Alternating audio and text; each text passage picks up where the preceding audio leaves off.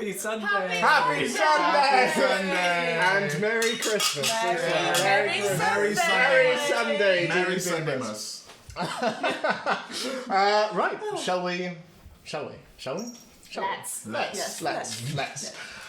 So, last time, when we met, you had made your way further into the caves in your hunt for Myran Tull, helping Roland Drykedam and the Old Guard in their hunt for him.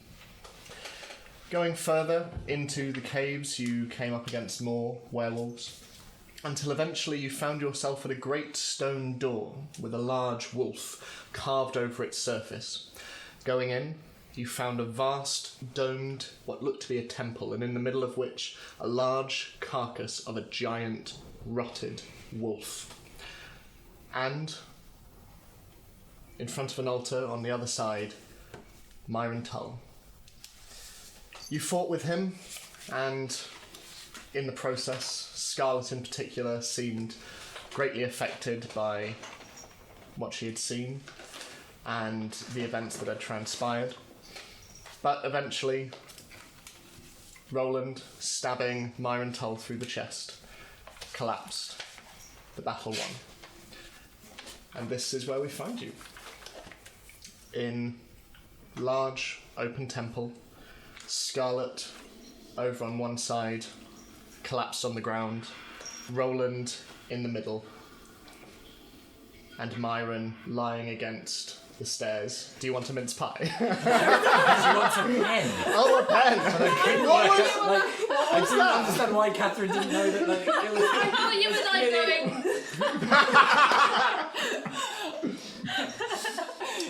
So, That's just where it took all the drama. It suddenly edits a lot of It's encounters. They're dumber than I thought. so that long rest you were wanting, eh? No. So yeah, Scarlet, you are against the far wall, collapsed against the floor. Roland, exhausted, is in the middle of this giant space. Zini, you and Ansel are near this jagged red crystal. No, I moved over to where Scarlet was. You had, yes. To just be there. And Roland is currently collapsed a little way off from where Myran Tull lies. Sword. He's sort of out. It looks to be out of weariness more than anything else. And Myran Tull is there lying on the stairs, still clad in his pelt of a white winter wolf, sword sticking out of his torso. So what are you all wanting to do? I'm going to go take the sword out. Okay. Tara's the new king. But she struggles and you just stop. The Wolf King. So it doesn't take much effort. You're able to get it out with little to no. Because she's the one tree. Yeah, the one And then I'm going to go over to, because it was Roland's sword, right? Yeah. I'm going to go over and hand it to him. How do you hand a sword to someone? Can I hold Like scissors, the you blade? hold the blade, Yeah, can I do that? You just couch. Yeah? You just couch the blade so it doesn't cut you. Yeah. So you're, Like a fish. Presenting the handle to him to Like take. a fish. as you do so, you notice that Bub as well has noticed her friend on the floor, and she started to make her way over. But he looks up at you and thank you. And he takes it, and he doesn't sheath it. He just sort of holds it on the ground.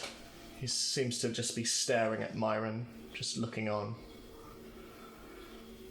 Bub, at this point, comes over, and she places a rather large hand on Roland's shoulder and just looks at him and hums softly. Was it Myran that got me with the curse? No, it was just outside the temple, I believe. Oh, well, I think think it was you- before we came in. Yeah. His brother, Byron. Does say Siren. Tyron. Good poet, awful human being. I mean, does he have anything on him? Make an investigation Stuff? check. He's got a cool like cloak thing. Yeah. He was mostly naked. If I took his wolf pelt, would that really offend you? I mean, he was. Yeah. I mean, I'm against the Wearing wall. I'm his not wolf looking at this. It's clean cotton. 10. I mean, he is naked. He doesn't have a Oh, lot. I don't know if But- I can investigate. He was mostly naked. Yeah. But you see next to him he has dropped the dagger he used earlier to summon wolves. It looks to be made of sort of bone. It looks almost like a large tooth, the blade. But around the handle there are wrapped sort of leather sort of bandages, and there's a small iron notch at the top to fix it. It seems to have a slightly odd glow about it, but it's sort of like in the right light. There's a shimmer over it. I'd pick it up and go, I hope this isn't cursed. Put it in my dagger. Satchel. What's it called? Bandolier. Yeah. Is that actually what it's called? What does it go like this? I don't know. New word of the day. Bandolier. Bandolier. Can't say it. Mandolin. Yes, that's it. Mandolin. Yeah, I wrote it down. And Something else, but yes. as for anything else, he is wearing the wolf pelt, and it's fairly like Harness. it's quite a large wolf. Evidently, it sort of comes down to his sort of almost his ankles. You do see that notched into the eyes there are 2 red jewels. Oh yeah, you mentioned that. Yeah. Is it like cleanly made? This kind of. I mean, it seems to be. I mean, like the fur is sort of surprisingly clean. That is somewhat matted. There are areas where it sort of the fur sticks to itself a little bit, but generally it is quite well maintained. It hasn't lost its white sheen. How do the jewels look like they've been attached? Hard to tell.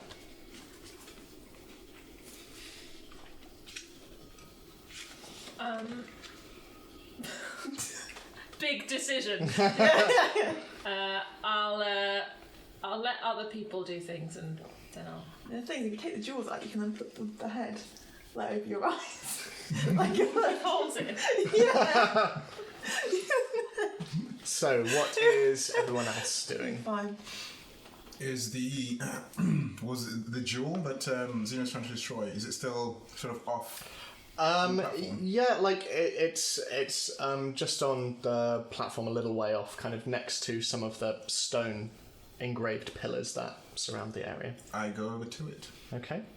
And I just take a good look at it to see if I recognize anything or if I can tell if it's, Okay. Make an Arcana check. Brilliant.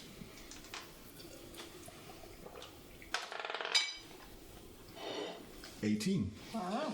So, through your knowledge of stonework, you have come across a lot of precious gems and stones.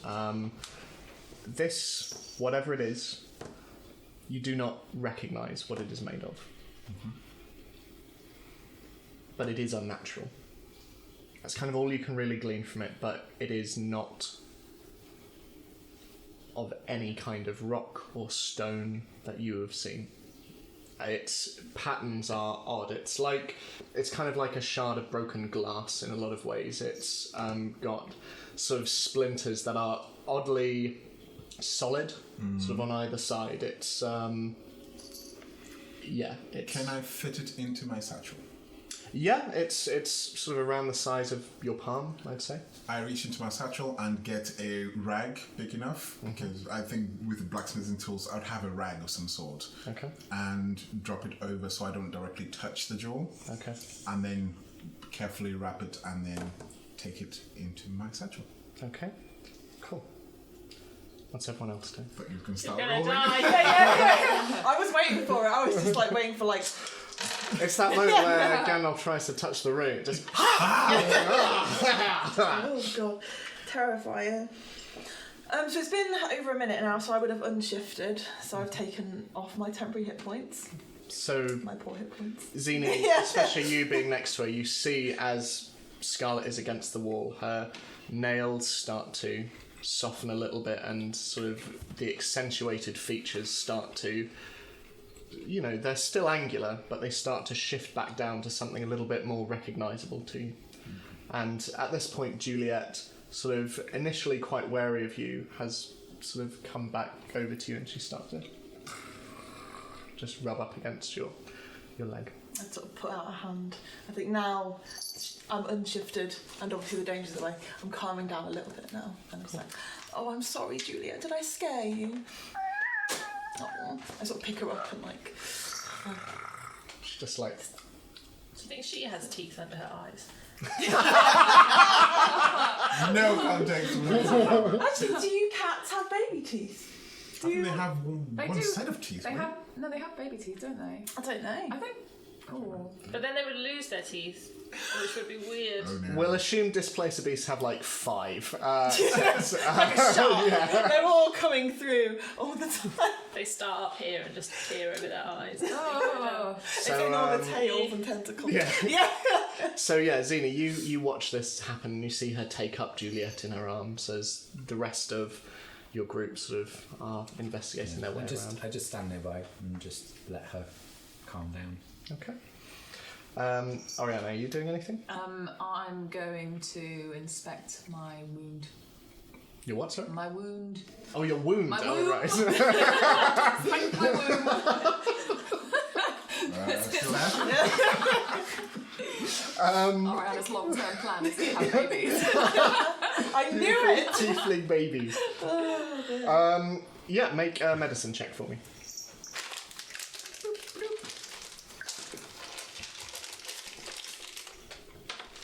$17. 17. So, looking at it, you can see that, especially thanks to Zini earlier, the actual wound itself has subsided quite a bit. It's nowhere near as, I guess, pustulant as it was looking earlier, but you can still see your veins are darkened, and there's still a little bit of dried blood. So as you lift up the bandages a little bit, sort of where the wound was, but yeah, other than the quite prominent veins, it seems okay, but it is darkened. Mm-hmm. And there is still quite an intense throbbing, not painful, but you can feel your heartbeat going as you look at it. Were you there as well, Tara? This is me, Jeff. No. yeah. I Just from the decided other side what of I the would room. do with the rug. Yeah, what are you doing with Is the he on the cloak? stairs? Did he die on the stairs?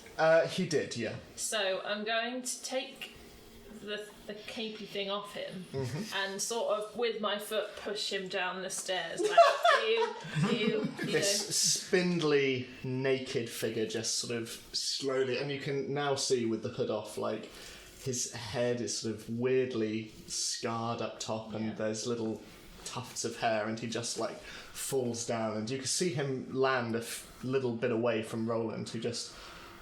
Oh, I don't think I want to push him forward. No, not like... What you did! Put your nose in it! But Roland, sort of looking just slowly with Bub's help, stands up, and not through any wounds really, but just through age more than anything, and puts a shield on his back, and he sheaths his sword, and he turns around to Bub, and Bub nods, and he nods back. And slowly they just start to make their way up the stairs and towards the altar area. I'm going to put the pelt over my shoulder Okay, with the jewels in its eyes still. cool. Just carry it that way. Okay, cool. Like, Yeah. yeah. So you now have... Oh my gosh. How did you know I would take it? Yeah. Is there one for the dagger as well? There is, but you Don't know what it does yet. You don't... You said no. it does stuff. Well, maybe. What are you It shimmers. Oh, it's got like a belt over the top to keep it on. Oh, very That's smart. cool. Are there any special wolf Let's see how it looks. So he was a naked dude in a robe with a belt. Basically, it's his dressing gown. Yeah. Nice. So yeah, as you do so, Roland and Bub walk past you, and you can see Bub especially sort of walks over to the altar and starts to just put her hand on it, and she's just looking around. And as this is going on, you hear a voice call from near the entrance as Ansel shouts, So what are we doing now? Are we going? Roland turns. My business here is done. He starts to just walk back down the stairs. What's everyone else do? Just walking out with this. I start walking with. I just look around and then go, I think we need to destroy the crystal. I've got it wrapped in some cloth in my belt. I don't know of anything that we haven't tried so far. Maybe we should find out what it is first. I wouldn't suggest touching it directly. That's which is a good why idea. I put a cloth on. Yeah. It'll be in my satchel for now. Okay. Yeah, because I tried like everything I have and it did not work. So. Well, I've never seen anything like it, so we. Oh, may- that's encouraging. What is it, like a crystal? It's like a red, quite jagged crystal. One thing, it's not like... No, it's sort of quite long and with shards at either end, quite jagged around the middle. But Chaos Emerald. stop it! It's kind of like that. Yeah, it's Is it flared at the top? it's longer than it is going to be. Okay, is that what you want? And they're two like clusters. Yeah, and just a little bit of yeah. Oh, we'll continue. Yeah, it's. For her pleasure. I mean, it's spikes. Fantasy. Yeah. So Fantasy Delta. yeah. Oh no, it's red Dr. Manhattan. Yeah. Lovely. So, what's everyone else doing? Are you making your way? Leaving. Yeah. Okay.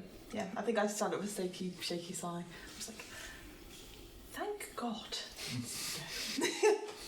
So, which direction are you going out? As you come back out, you see the campsite and a few of the bodies littered, now all turned back into their human forms.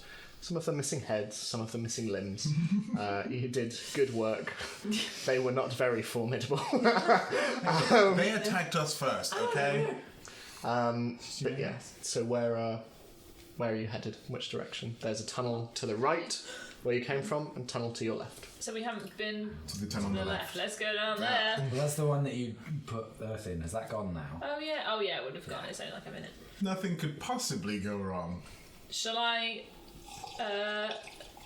go ahead and see what's in there? I will join you.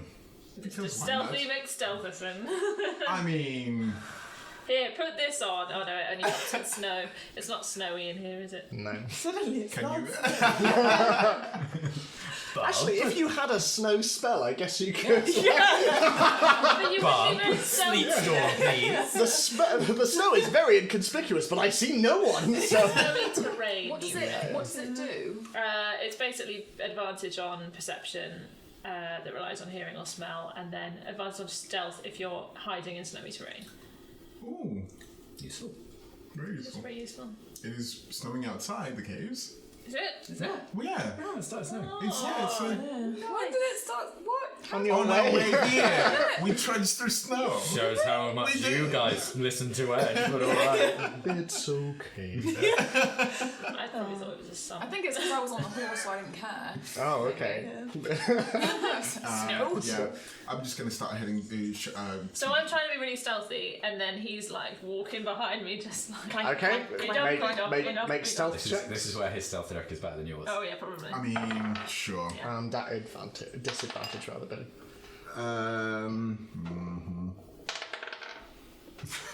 What was it still? 15. 16. Yeah, so you Rolled an move. 8, guys. Your roguish honour is intact though. You move into the tunnel. It's dark. Like the other ones you've walked down, it is mostly naturally occurring. But it takes you around sort of 10 minutes to walk through until eventually you find yourself in a large open space. It is the cavern that you first entered when you arrived. So we could have just bypassed this entire fight Shall we- scenario. Let's go around and surprise everyone from the side. I mean, with our stealth, we are. You should go around great. and then be like, guys, what are you doing? Come on, we've been waiting for There was ages. a door, I'm just waiting. Well, there was no door. We've been at the mouth of the cave for ages.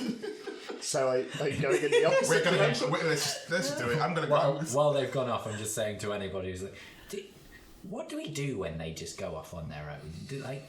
Did they give us instructions, or do we just wait for them, or what? Does this happen a lot then? Mm. I mean, Terra started doing it recently. I don't really know why Dalafar's gone. All right. You can.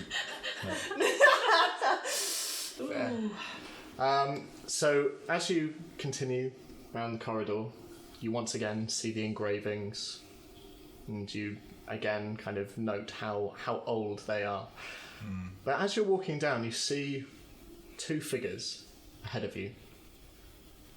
And as you walk, you see that one of them is quite small, and the other, leaning against the wall, no legs, is the orc that you rescued earlier.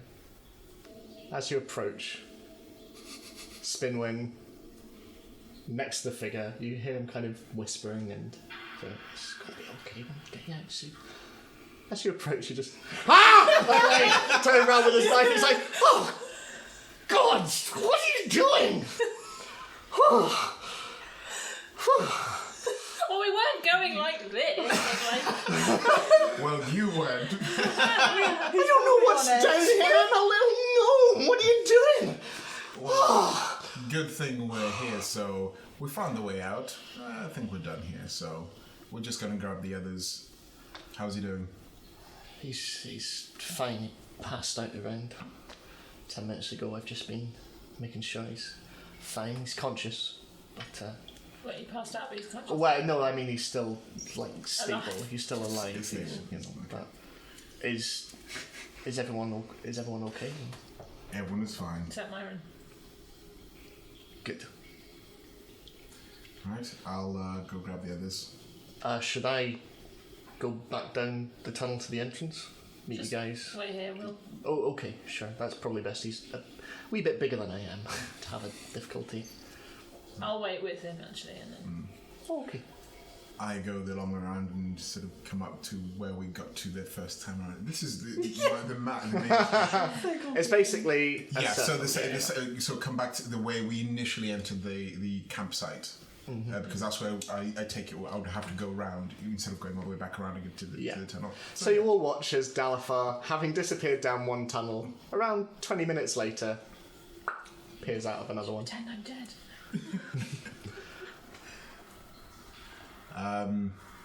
Everything's clear. We can head out to the cave without much trouble. But you might want to use the other entrance, the one we disappeared down, because that's the faster way to just get back to the main entrance. Scott just starts walking. Okay. Powering on ahead. And I just start walking down that path as well. Cool. So you see the old guard all start to similarly move off. Zini, as they are walking and move past, you see that Bub seems to just be looking at you as she walks, just every so often her head very slowly, and her attention comes back to you as she walks. She continues on, supporting Roland, who seems to sort of be using her shell as something of a support. He seems to have been somewhat drained by this experience. But eventually you find your way to the entrance, and again you see the bodies littered around. You can see the remnants of some of the vines that Bub had cast, and you can see a couple of scorch marks here and there from where Scarlet has left her mark. Left her mark. Scarlet. It's my calling card. Like a dog doing a wee. Thanks. So, It's maybe a little bit racist. so Calling her a dog, I don't think. are you headed back to the entrance as well? I thought we were. I'm so. I guess I don't know. They've gone down the other tunnel. I see. Yeah. Okay. Dalafar decided that we would go round and surprise you again. I guess we wait for a bit, and then I'm like, maybe they went the other way. Should we just go? And then I help him take the other guy. Right. Yeah, sure. I was just gonna say I'll go back around to tell you that everyone's. Where's they gone? Oh no, the werewolves! Cool. So eventually, for expediency's sake, and to avoid the Benny Hill routine, you stuck in a time loop. you end up at the entrance of the cave once more. So, where are you headed? Is it snowing? It is snowing outside. Can we see Terror or does she disappear? She's not putting it on. She's not putting it on. Oh, It's over my true. shoulder. Yeah. We put our horses somewhere, right? You left them back Way, at the way back. outpost. Yeah, we're not some of the hunters' camp. Yeah, we crossed the river and climbed and stuff since then, so... Well, I guess I automatically just start walking back towards the horses. So once again, you're met by the river, which at this stage has taken on quite a bit of ice and snow on the edges, and you can see now that the blizzard is just that. It is wind and snow everywhere, and the chill that hits you is immediate and it is bracing. As you start to walk, Zini, you feel a touch on your shoulder, and Bub is My hand there. just slips to short sword. She takes her hand off you again and... Bella Donna, do you know it? Do I know it? Make a nature check. 21. You know it well. It's a plant, a flower, blue, purple with sort of yellow flecks inside. And even in this cold weather, you can probably find it sort of there, certainly on your way. You are familiar with the kind of foliage and natural plants and whatnot that are occurring in this forest. She just looks at you and goes, "Help me find." I don't reply and I just walk off and see if I can find some. Cool. Make an investigation check. Investigation or survival? Sexual. Yeah, okay, I'll give it to you. Thanks. Survival. I mean, it's a natural 20 anyway, so it's 26. You super find it. Yeah, sort of fairly quickly, like, especially from the journey in, as you're all, for expedience's sake, having crossed the river, you start retracing your steps and go, okay, well, if that was there, then... And eventually you're able to find a number of, I guess, sprigs of the stuff. And everyone's sort of filing through and slowly making their way. Roland at this point seems to have sort of fallen behind a bit, and Ansel at this point has offered to take the orc from you. And sort of, considering her fairly small size, she is carrying this rather large figure over one shoulder. Occasionally she gives you a glance, Dalafar, and just like... but Bub is walking with everyone as you go and collect these things. Is there anyone's wanting to do on the walk back to the At outpost? some point, I just go and do a sort of like tap, like a friendly sort of pat, like a, just, like sort of like a bro that doesn't want to engage in conversation, to just kind of... You're in your element now. Uncomfortable with emotion. Yeah. Those emotions are being felt. And it's just like, you. I think Scott sort of nods. She's got Juliet in her arms, and she's just sort of been walking and sort of occasionally talking to her, but is otherwise quite uncommunicative. Anyway, words. Not Yes. words. Yes. Yeah. So after some time, unless there's anything anyone wants to do during the walk, you eventually find your way back at the Trapper's Outpost. I'd also, sorry. Yes? I'd also like to, at some point, noticing Ansel's glances at Dalifar, I'd just like to quickly go across, so I'm sort of walking next to her, and just sort of quietly go, I wouldn't, he's taken, and then walk away, even though that makes it sound like it's me, but I would think that. So. I like making her think that. Ansel's like, good fucking pairing, okay. So eventually you find your way to the outpost and you see the 3 buildings surrounding the now drenched and covered in snow campfire in the middle. Your horses are sort of hitched next to. They're cold, but they're still standing and they're waiting for I you. put the wolf cloak Yeah. over mine. Can I put Perception check. And stealth because it's no parade. It's suddenly Mr. You Red. got to the horses, they don't see you coming. I also will have put my winter coat on, I think. Oh, yeah. Because I'm really not enjoying this. Cool. Your clothes, it has to be said, are billowing all around you, and you see the old guard especially. Bub seems relatively unaffected, but the others are really like pulling their clothes up. Spinwin especially is just like. So question as we work at, did you pick up the dagger that he used? Okay, cool. So, I would like to summon my death pony. do you have spell slots left for that? I don't think it only requires a spell slot to create it, but I can summon it without using a spell, as far as I'm aware. Summon Steed is a spell, I think, rather than a paladin thing. Oh, I thought that was- it's a no, I thought it it was is a just- paladin thing, as far as I'm Oh, aware. So it's just okay. create it. Because Depends if you have to create it every time or. no, Yeah. I think it's like I think that You have once to you decide the it's a first spell time, don't that you? once you've created it, it's there, Yeah. Yeah. You and can't you can change just what call it looks whenever like. you like. As far as I know. So it's riveting watching. Oh yeah, definitely. Yeah. It's Christmas. In the meantime, I'm just gonna sort of go to Scarlet as well and just walk beside you. Okay. I think it's just a spell.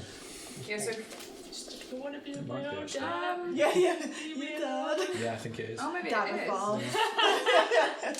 Dado father. Well, in that case, no, You don't. Okay. I don't know.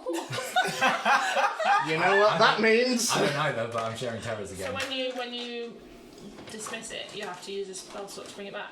I guess so. Yeah, because it's That would be quite OP if it was just one spell slot ever. That's amazing.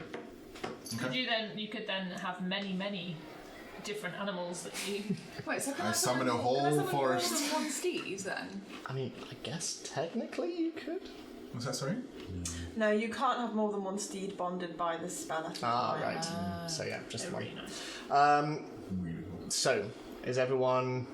I mean, whose horse are you sharing? Yes, that is a good horse. While she's deciding, I'll just go over and sort of, I think, calm the horses because they've been by themselves for a while. Make an animal handling check for me. I I thought you might ask that. If I shared a horse, if I had my own horse, think you had your own I one. have my own horse. Yeah. 25 with a natural 20. As soon as you approach, they look at you, and immediately there is this horsey air of calm that comes over them. But they look at you and they seem reassured, and one of them comes forward and kind of nuzzles its muzzle against you. It nuzzles its muzzle against you. But yeah, they are calm, despite the weather, despite the wind, and despite the noise around. They are calm. Great. Does my horse look good in its cloak? It looks ace. It's very good. So before we mount up and stuff, I take the bundle of sprigs over to Bub and go, here. Thank you. She takes it, and when we get back, Okay then. she puts it in her satchel, and she slowly gets up onto a specially made saddle. So yeah, the big question: who are you sharing with? We're already I sharing. will right? approach If that's okay. Yeah. Scarlet. Is that what we did before? I sort of go back over towards terrorism and Are say, you on your horse or near your horse or? I think I'm near the horse. I don't think I've got on yet. Okay, I'll walk over to Scarlet and I'm going to say, nice horse. Yes, I've been told it's a Baldurian bay. It's still Yeah. canon. Yeah, That's it still is. canon. No, I'm not retroing that. Yeah. I seem to be unable to summon my horse, and if you she doesn't want to ask it. She just Just gonna, probably, You may have gone over to the worst person. She's not having a good time. Yeah. She's I don't fancy walking, so you. I just handed the reins. painfully like. Thanks. In the meantime, I'm saying to Zini, and now the question is, do I put the wolf's head at the head of the horse or the butt end? I think it could look quite funny with the tail just lolling out of its mouth like a tongue. That's quite funny. But, I mean, are you going to keep the cloak, do you think? Oh, I don't know. I just was taking it back. We can figure out later. It's a bit weird, isn't it? I get on my horse. It is a bit weird. It's been on his strange naked body. Oh, yeah, definitely watch it. I mean, technically all clothes have been on people's Naked body. If you go to like a charity shop and buy something, With underwear in that's between. Well, depends what it is. Not in Myron's case. So, everyone's mounting? Lovely. So, Actually, good question. The orc. Who's... Oh, yeah. Ansel, I offer to take the orc on my horse because there'll be room on my steed. alright, if you want to take him. I don't know, I'm putting this out to the group, but what are we doing with this guy? Are we taking him back to his friend in Outer City? Because I'm happy to do that. I've met the guy. The one who pointed us in the direction of the outpost. This'll... Oh, I don't know if they know each other, but... why don't we ask him? I mean, he's still out cold. Let's do that. He's on my horse now, so we'll head that way first if everyone else wants to make their way. I mean, if... Yeah, I can direct. Yes? Yeah. Sure. Well, shall Yeah. I immediately realised I've made a mistake. So, should... I haven't said anything. Shall we meet you guys back at the Dripping Tap then? Does that work for you guys? Yeah. We can ride on ahead, splinter off. Oh, Dal, could you do me a favour? What's that? Which bit of the Outer City are you heading to? It'll be the northern one. Will be... Could you look for Rudd Sure. and bring him... Well, maybe I should ask Granny Fungus first. We're heading that way. I'll see if I can find him. See if you can find him. He'll come with you. Who's Redigan? That's someone you know? Yeah, he's a pal. Oh, cool. Okay, more of you. Great. Well, come on, big guy, let's go. Starts to... I thought she was doing that to me. So did I. I thought she was. She's not riding Delafar then? Yeah. How is Not this yet. happening? So, you ride off, and at a point, unless there's anything anyone wants to say or do along the journey. I just want to say that I have a ship name for you two. It's Taradar. Sounds like a So, dinosaur. I was going to say like a Yeah. dinosaur or a Power Rangers Megazord. It doesn't really work the other way around, does it? Dara. I think the only thing I do is I just say to Oriana, Sounds like a normal name. Sorry. Dalathera? oh my god, yes, I love it. Yes, the only thing I do is I say to Oriana, you might feel a slight warm spot, and I cast prestidigitation on our clothes. Yeah. I thought that was funny. It means our clothes get warm. You Right. can't use prestidigitation to make a person warm. Alright, just. The immediate fear of what she might mean dissipates as all along your body, including your bandages as well, everything becomes warm, and you can almost see steam coming off you, and as you turn around, Scarlet as well, as the snow kind of melts on impact. Your faces are still very cold, but you're insulated against it. Well, isn't this nice? Yes, let's get back. So, dear. sort of a couple of miles outside the city, Ansel turns to you and motions northward, and Roland, who's at the head along with Bub, continues sort of towards the east of the city, and you all slowly make your way back.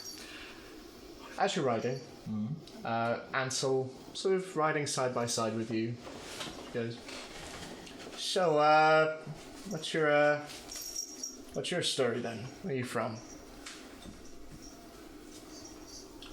I'm from a different climate in Duari. I've heard Duari. Yeah. To the south, right? Yeah, it's been a while since I've been back. And you? Mirabar. I'm from Mirabar up north. Oh, okay. Me and my brother left, decided to, come out into the world. I settled at Luskin, which is where I met Roland and the others. I still see my brother occasionally, but he based just north of Neverwinter, in the airship docks. Okay. So you've been trained? Sorry, I missed that. Trained in... Well, your fighting style, it's I was back home. disciplined. Yes, I was very fortunate in the fact that I had people who took the time to train me from a young dwarf, and I've held those teachings to heart for a very long time. I can see that. And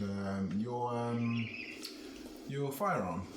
Did you make it yourself? Yeah, I did.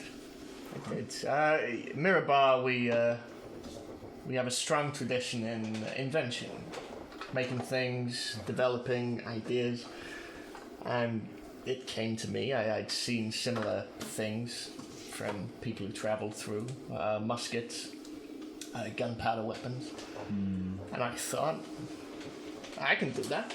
I can improve, and yeah, I made this. We've come across muskets before. Is that right? Not in a very good position, but I've never had to look against them. But I hope I never do. They're powerful. It seemed that Shing, the werewolves were a little immune to the ammunition you were using. Yeah, well, ultimately it's just, lead. But I don't know, I know if they start being developed more, I think the landscape might change a bit. I think you're right. In Dwari we're a little more old-fashioned, despite having a mixture of ideologies.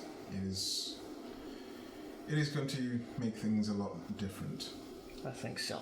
I mean, luckily I'm one of a kind at the moment, but I don't know, I might be out of the job if more people start developing these kinds of things. But well, at least you're one step ahead of the competition. Absolutely. So, what are you and your group doing next? There's some business I need to take care of in the city, and the others have very kindly come along with me to help. We've been together for a while, and I'm beginning to trust them. It's a good group you have. It's a very good group. Different, but very good group. Well, I think we're almost here now. And as you approach, you can see the sort of slums of the outer city. A lot of the shacks are, particularly at the moment, sort of barely standing against the quite strong winds that are currently circumventing the area. And eventually, you were led through sort of frozen mud, and it's quite hard ground now.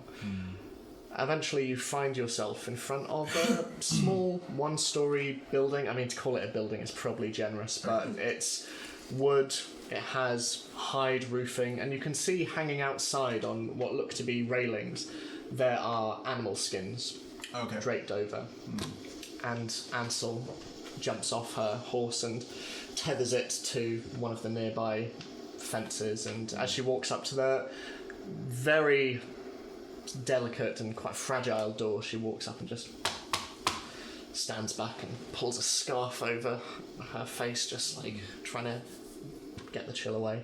And eventually the door opens and you see quite a elderly, fairly stooped orcish gentleman, and you can see that at the elbow he is missing his arm. It's currently bandaged and in almost a sling, but he opens the door. Ah, you again. What are you...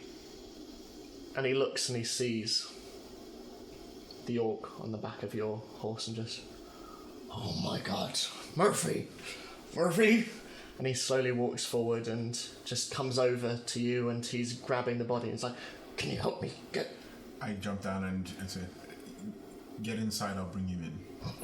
No, please, come in, come in. So I jump off and bring Murphy in.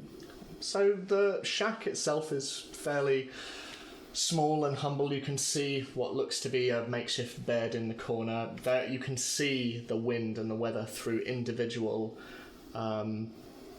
sort of bits of wood that make up the house, individual planks, and above little bits of snow come in through the roof as well. You can see a pot over a fire which is surrounded in sort of uneven stones. It's essentially making do. And you can see a number of hunting implements along the wall as well, and you can see what looks to be a bucket which does not smell good.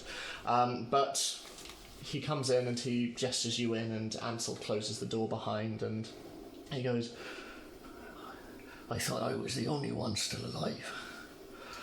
We found him in the caves, and he was barely alive then, and he's going to need some looking after. Right. Well, in the morning I'll take him to his wife. Okay. Oh God, what have they done to him? and he walks over to one side and he starts with one arm just rifling through a bag, and he just eventually brings out a number of copper pieces and he goes, It's all I have, but please take it. No, I mean it, please No, take it. keep your money. We have a compassionate group of people, and we didn't do it for the money. We happened to find him in distress and we helped. That's all. Well, should any of you ever be passing through here again, I have pelts, I have furs to offer with the oncoming winter, so honestly it's the least I can do. It's my livelihood. I can easily find more pelts. Well, should we be coming through this way again? Who may I say I'm looking for if I'm to find you again? My name is Declan. Declan. Declan is my name. Dalafar. and he sort of instinctively reaches out a hand and then kind of reverses it so he can shake your predominant hand. Thank you so much. Will you be all right in this place? It doesn't seem too weatherproof. Well, we make do with what we have. Eventually, we might make our way back to the outpost. Once I've maybe gathered another group. In the meantime, it's a very cold winter, and I hope you'll take care. But for now, I must go and look for a friend. Well, may the gods watch over you. Thank you so much, sir. You're welcome. And I turn to leave. Is there like a table on my way out or nearby? Not really, no. It's all kind of just on the floor, all of his belongings, other than the items that are hanging round. Okay. So where he was looking for, when he was rifling through stuff, that was just a chest or something? Just some satchels. Well, Murphy's lying down on a bed, I take it, or of some kind. Yeah, Ansel by this stage has sort of levelled him down and sort of brought the blanket up around him. Okay.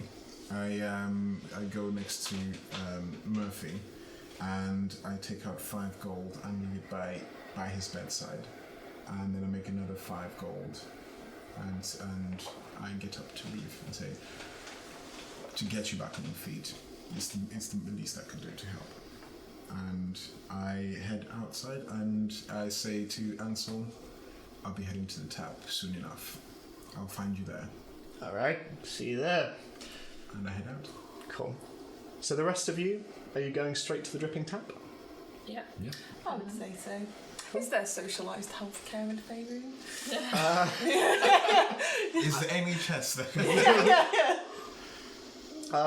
Realistically, probably not. I'd love to say there is, but This is meant to be escapism. I know. Yes, free healthcare. I'm just thinking about this orc that's going to... Yeah. I've left him 5 gold, one for him and one for Declan. I mean, healthcare can be very expensive. It can be, but 5 gold should. I mean, also there's magic. I don't know. I was just curious. Yeah. World building. Yeah. I'm going to say healthcare is free. Healthcare Yeah, is magic. free. Decided to. Yeah, because they have healers and Yeah. yeah. I'm going to say that. I mean, because you're that's the nicer. DM. You can I'm say saying whatever. that it's free. Healthcare is free. Healthcare is free. Yeah, it could be like a religious order that maybe does it, Yeah. or something. Missionaries. Like missionaries, like Cool. clerics. So health potions are free. No. Maybe there and then healing. So like hands of healing, whatever. Yeah. You go to like the temple or whatever, and they're like, "We're the magical clerics." Yeah, this- but potion makers, they're the real capitalists. I think They're this- like, no. Yeah, I can't think have this it. is the inherent issue with sort of like utopian fantasy. Yeah. It's like, but you still have to pay for like upgrades and stuff. Yeah. Cool. So you arrive at the dripping tap. The streets are sort of covered mostly in snow. It is quite late. It's around 11 o'clock now. And Zini, especially, your feathers are ruffling a bit, and you can really feel the cold. And as you look over, you can see Bub as well seems to be sort of feeling it quite a bit. But eventually, The reptiles chose the wrong horse. yeah. Does my horse seem extra perceptive? And super stealthy. Make an insight check for me. It skirts around a pothole that all of the other horses see. Yes. 24. As you're walking, you can see the horse, which most horses you've ridden tend to be fairly focused. This one is like, While still being very stealthy. while still being very like cloven hoof, like there is no sound being made of this snow, but it is just like looking around. To be fair, it's hearing and smell. Not like a- sight. It's going, I can hear so much. yeah. And smell so much. But as you approach, and you see Roland dismount ahead of you, and he starts to and sort of pat his horse, and as the others arrive, he sort of takes Bub's horse as well, and Spinwin's, and he says, I can take them over. There's a stable just down the road. If no one minds me taking their horses. I'll take the cloak off it first then. okay. No, it's the horse's cloak now. It's merged into it. Zini, as you dismount, and sort of get down, see over your shoulder, you can see your bow coming over, notched over your upper torso, and you see that just above the handle, next to one of the blades, there is a small sapling just coming out. Very green sapling, especially considering the weather. That's all you see. It's just on your bow. But Roland starts to guide the horses, and they're all very receptive, and he just shouts back, Go in, get rest if you need. See you in the morning. He slowly walks off, and Spinwin, Well, you don't need to ask me twice. and goes in, and you see the door. So is everyone going in? Where's Bub? Bub is still outside, and she's just looking around. You see her tautly tongue come out and just...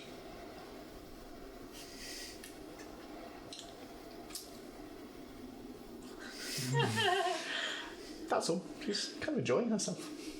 Okay. I just realised that this requires attunement, so my horse is not any of those things. But it felt like it was. was. Placebo effect. Yeah, absolutely. Yeah. I'm gonna go straight to bed. Straight to bed. Okay. What time is it? It's like 11.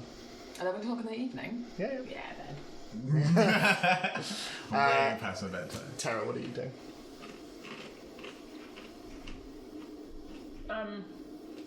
The same. The same? Yeah, but I'm not going to go sleep yet. But I'll go to bed. Okay, sure. Z. Are there like stables attached to this pub or no? No, it's a little further on down. Okay. Is there a bar person or anybody about that I could speak to? So going in, you can see the goblin who that very morning had been chastised quite sternly by Granny Fungus is there. Again, he's sort of quite stout and very gangly arms, but he's currently wiping down the bar. There don't seem to be any people around at all. It's just him as he wipes down the bar. Okay, so I go over to him. I say, hello. Oh, hi, how are you? I'm fine, how are you? Good. Late one. I'm tired. You get to finish soon? Nope. No, I'm on the night shift now. Oh, okay. How can I help? So the stable's down the road. Do they just take horses? Or other things? What, do you mean like ponies and stuff? Or? No, it's still a mammal, Okay. just slightly larger and squatter. I mean, I imagine so. I've only seen horses around here, but Great, that's all I need to know. okay, cool. You want a drink at all? Yeah. Yeah. What do you want? Just anything. I just need to wait for my friend to get back. Okay. I got the last residue of some ale. If you want that, I won't charge you for it. Sure. Okay. There we go. On the old It was free. Gives it to you, Oh, a dirty pint. and he slides it across the bar and flicks the towel over his shoulder, and he goes, "Just give me a shout if you need anything, okay?" Okay. He starts wiping down the bar. Singing a circus thing. Close. But yeah, so are you drinking that down here or upstairs? Yeah, just waiting downstairs for Dalifar to get back. As you do, you see coming in the rather large figure of Bub, and she walks in and just... And then, slowly, inexorably, she is drawn over towards you.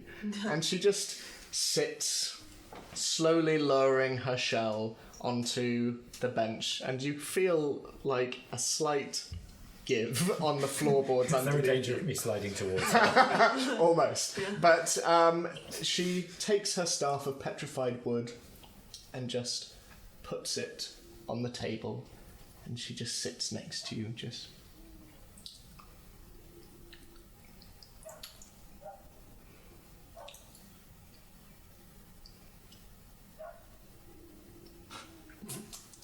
You're creepy. I am. Oh. Which is more or less the same?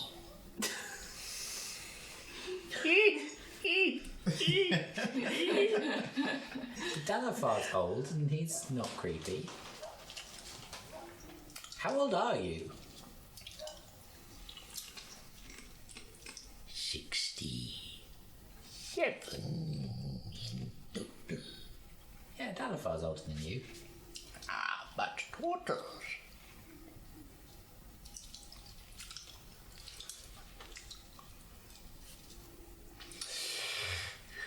Is that the end? Is that the end of... Yes. Right. Cool. May I see your bow? No.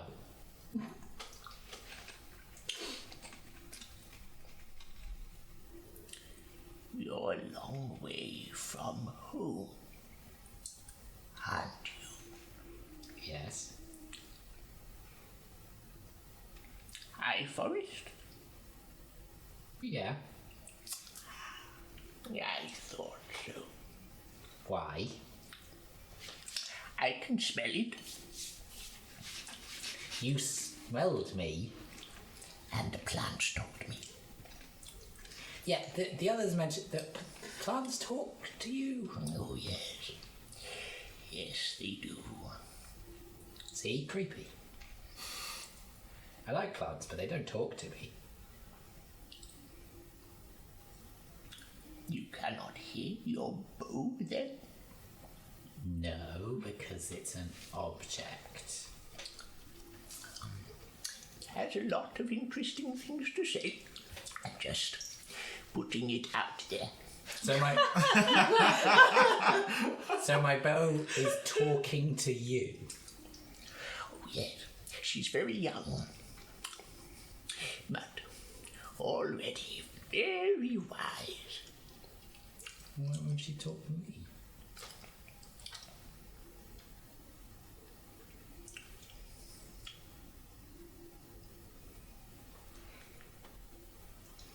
Let me see your bow. I've already said no. It's mine. Nobody touches my stuff. I will look at it.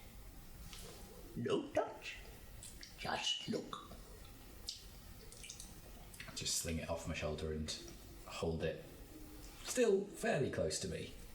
She just peers and her lip starts to elongate down to it. Oh dear. She just...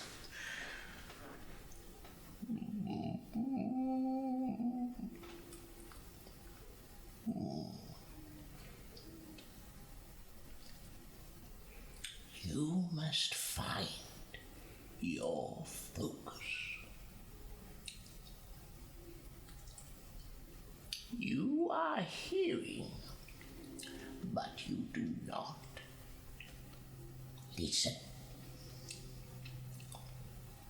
How can you hear something but not listen?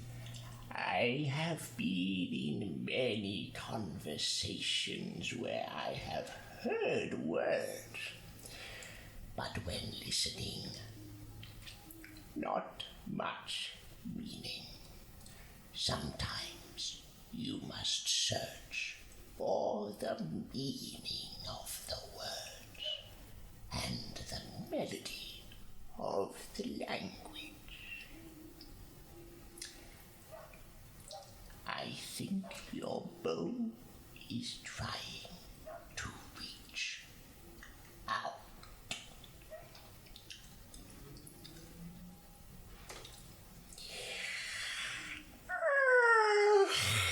She takes up her petrified staff and gets to her feet. Good night then. And as she walks towards the stairs, she turns and goes, By the way, Rodigan says hello. He talked. and slowly walks up the stairs until eventually the door of the old guard opens and closes. I can talk to a rabbit. Speaking of, Dalfran. I'm going to be looking for Rodigan's tracks of any kind so I can see if I can find or narrow down where he would be. Okay, make a survival check for me. It's going to go very well. 22. Wow. 22. So I'm rolling well. you know you remember where Zini dropped Rodigan off. And so you head for that vague area and sort of looking around, you're able to see here and there a little bit sort of plant life and bushes that are perhaps missing. And as you're looking around, eventually just off in the distance, as you're riding around, it takes you maybe around 20-25 minutes, but as you're riding around you can see, especially reflected off the moon's glow on this very snowy surface, just off in the distance you see very familiar rhino, and moving quite slowly but just occasionally walking up to bushes and just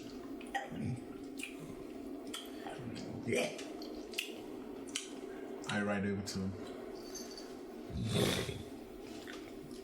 And I get off the horse and just sort of pet him on the side of the head. Okay. Just to sort of, I suppose, comfort him. Yeah, make an animal handling check for me. Yeah. I mean, that is an 18. Recognizing you almost immediately, he sees you and just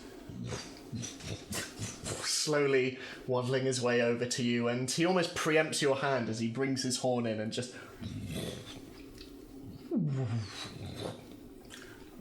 Obviously, I know he can't do. Simon said, "Oh, hey, buddy, your friend's looking for you, and we're gonna go back to the inn."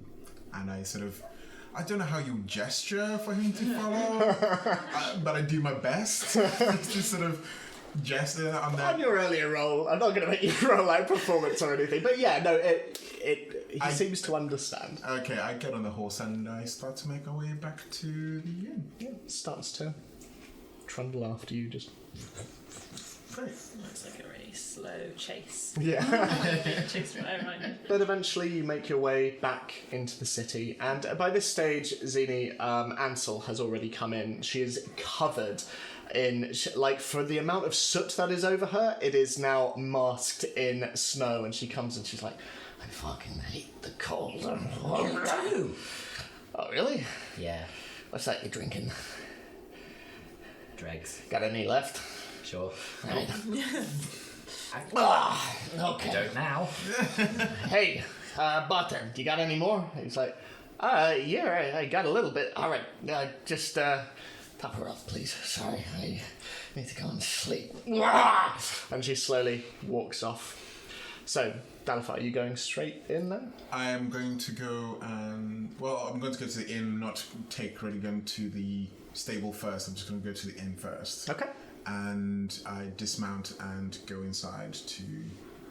Before he does, I just check that nobody's watching. Obviously, it's just the bartender and me. Sure. And then just slide the bow back off.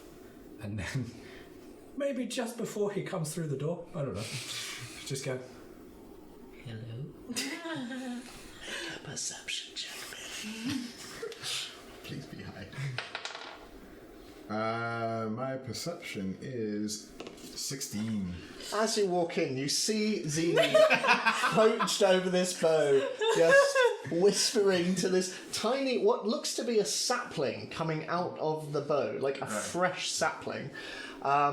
Yeah, you come in. Zini's just there. Do I hear the door open? I'd say with the wind Yeah. that is coming through, Okay. absolutely. As soon as that happens, I just put the bow down on the bar, turn around and go, Do you want a moment? for what? Rudian's outside. Thank you. And I pick up the bow and walk past him. Cool. So, Rudigan's waiting there in the snow, just walks over to you and immediately just starts like...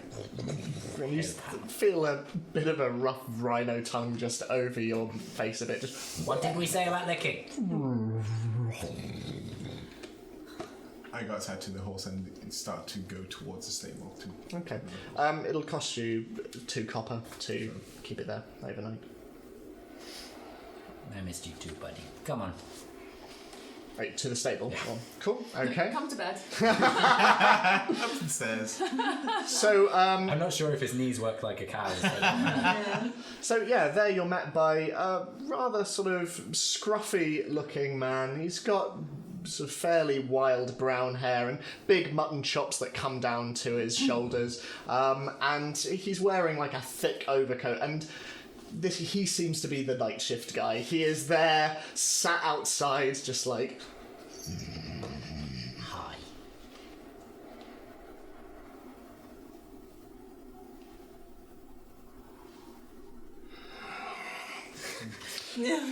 So, 2 copper. Right. This silent exchange as he just sort of stands and just slowly beckons the rhino rather tentatively towards the stables. And they're quite roomy stables, and they are open for the most part. There's like a hinged entrance, also known as a gate, with hay on the inside and a number of horses stood around, maybe 10 in total. They all look a little surprised by this new appearance, but a few of them go over to him and just sort of like... Okay. So, seeing that some of them are slightly discomfort, I use one of my very few last spell slots to cast Speak with Animals. Okay. And I just say, "Hi everyone, this is Rodigan. He's very friendly. You can obviously all say your names to him. He's just going to be here for a little while. Don't steal his hay, and he won't steal yours." We can promise nothing.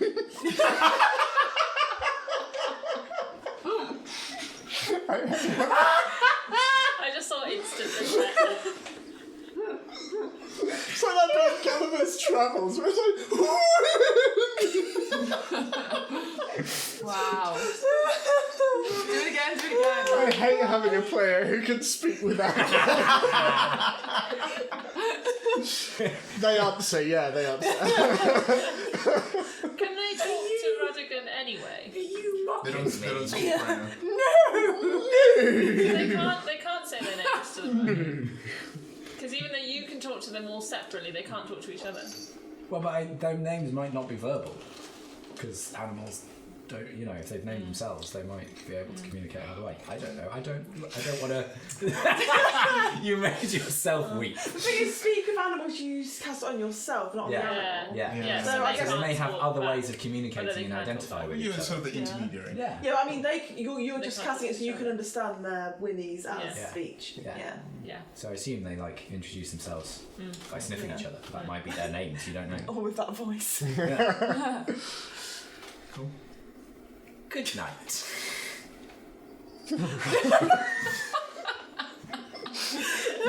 You go very quickly and you never come back again.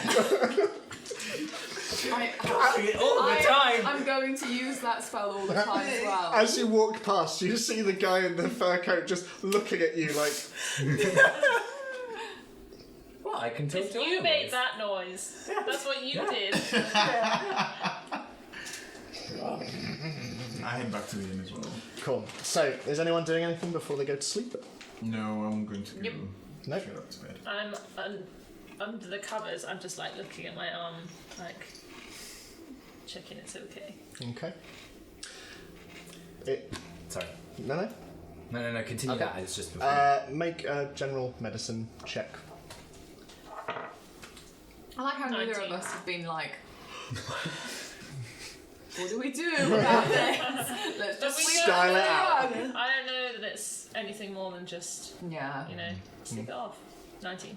19. Yeah, again, sort of the wound is kind of mostly healed up, but you can see like these raised brown earthy veins underneath, and it's there's a throbbing which is uncomfortable. Not so much so that it stops you from sleeping, but is uncomfortable. Yeah. So then I'll go to sleep. Cool. Okay. So we're going back to the pub together. Just before Dal goes in his room, and just pat him on the shoulder. You know, thanks for getting him. My pleasure. Did everything go okay with the orc?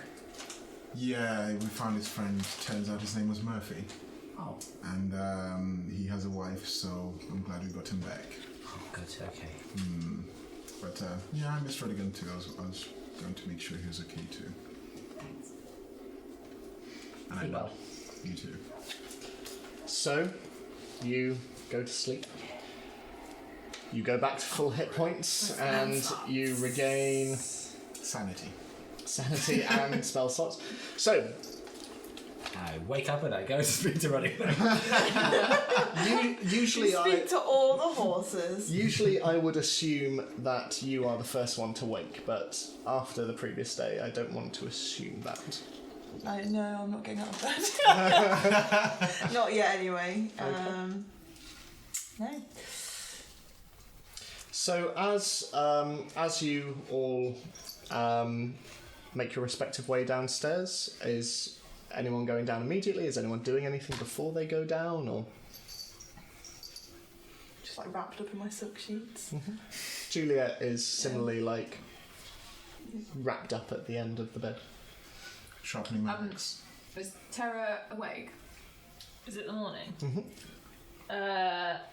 Yeah, I guess so. Okay. I want to go over to Terra. Mm-hmm. Wait. Would I have seen that you got? It was in combat, like it was all fairly open. Yeah. I mean, But you wouldn't know that I failed my Constitution save. But you would have. I mean, make a retroactive Yeah. perception check for me to see. 4. Nothing. You don't know that she was. Okay. In that case, I We do were not quite walk far over. away from each other, anyways. Yeah. Yeah. I leave it. Cool. Okay. So, So I just go over to Scarlet's bed. Is Scarlet awake? I think I'm just staring at this. Scarlet, do you want me to get you anything? No, thank you. I'm not hungry. Okay. And then just walk out and go downstairs. as you go down, the tavern is, as is fairly usual in the morning, busy, and you can see that the very tired goblin you were talking to the previous night is only now making his way upstairs, just like, hello. Just as you come down, you can see Granny Fungus behind the counter as well, and you can see in amongst the other patrons around the bar, you can also see around one table, with the exception of Roland, the old guard, all sat around. You see Spinwin, Bub, Ansel, all eating, and next to them, piled relatively high, you see a number of satchels and bags as well. And yeah, they're sort of sat on the opposite side of the room. Go and order some breakfast, Okay, if I may. you may. And then go over to the old guard. Okay. Hey, Zini, take a seat. How are you? Thanks. I'm okay. How about you? Fine. Fine. Yeah. What's Roland doing? All right, he's gone to finish up his business in Brampton with, I think the man was McFungus, so he's going to finish up business there, and then it looks like we are on our way. Going anywhere in particular? Going together?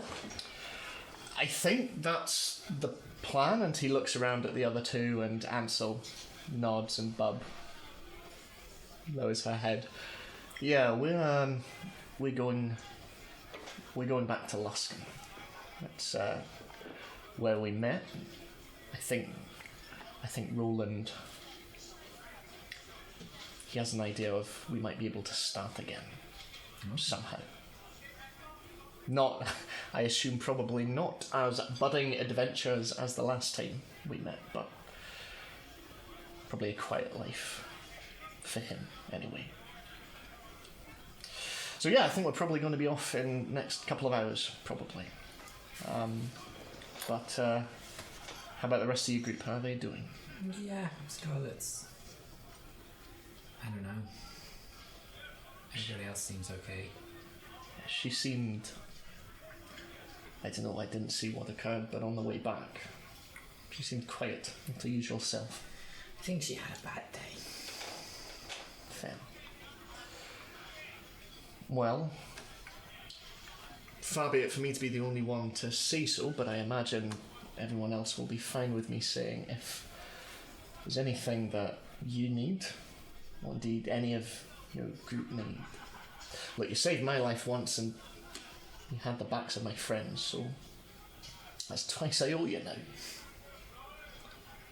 Well, if we're ever in Luskin, Aye. we might need your help. Well, as it happens, and he reaches into his satchel and he brings out a small wooden box, sort of probably no more than sort of maybe 15 centimetres, but on its front is carved a swallow in mid-flight. Roland contacted us with these when we were all in disparate places. There's only a few left, but if you ever need us, just simply write on it, say our name, or any recipient, doesn't have to be us, I'm not exclusive, but it'll find its way to us. And he hands you over this. So much writing. Excuse me. So it hands it over to you. So while you're reading that, what is everyone else doing? They come downstairs. Okay. As you're coming down, you also see the old guard and Zini sat with them.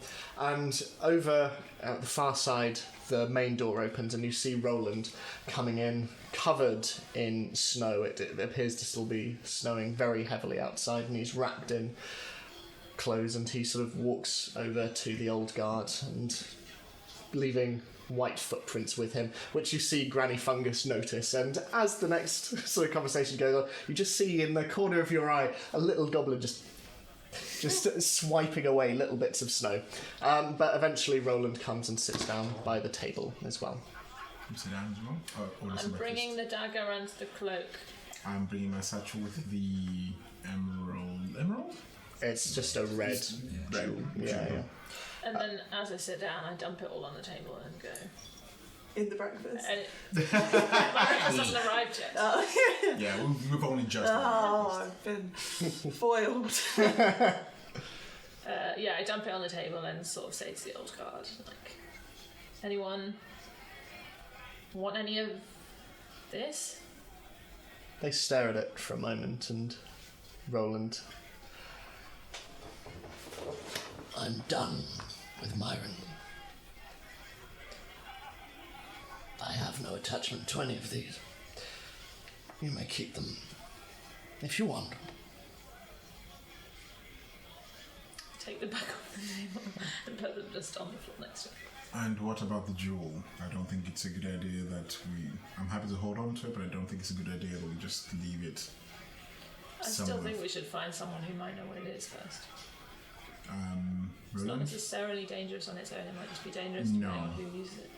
Roland, if you do mind if we do that and take that and see if we can potentially find a way to destroy it if it's something nefarious, or at least keep it safe. I am old and tired. More tired than I look. Much as I would like to deal with it myself, I think I have enough awareness that I probably have not the strength for another fight in me. You can keep it.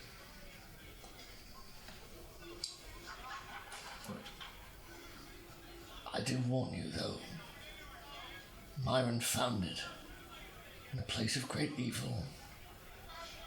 Von Nightmark was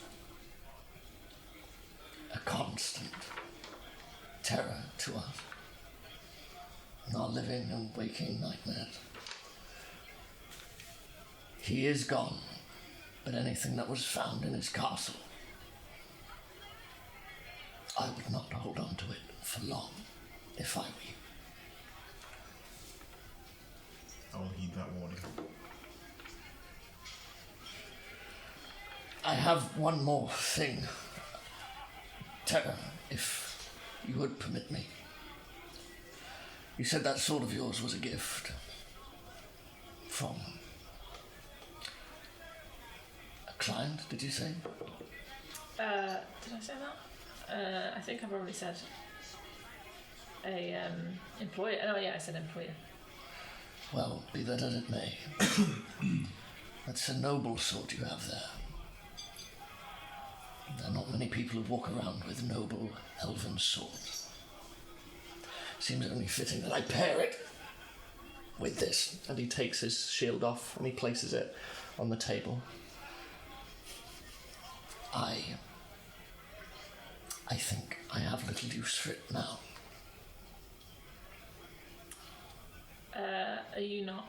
Or I don't know if I know that they're going to Laskin. I probably don't because he talked about it before. Are you sure?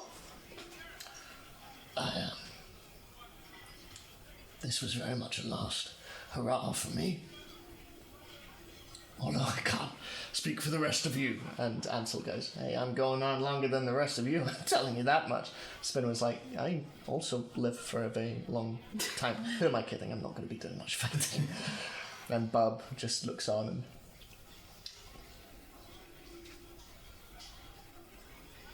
Roland. Please. Makes sense. A noble sword should have a noble shield to go with it. Is he holding it out? No, it's just on the table. What does it look like?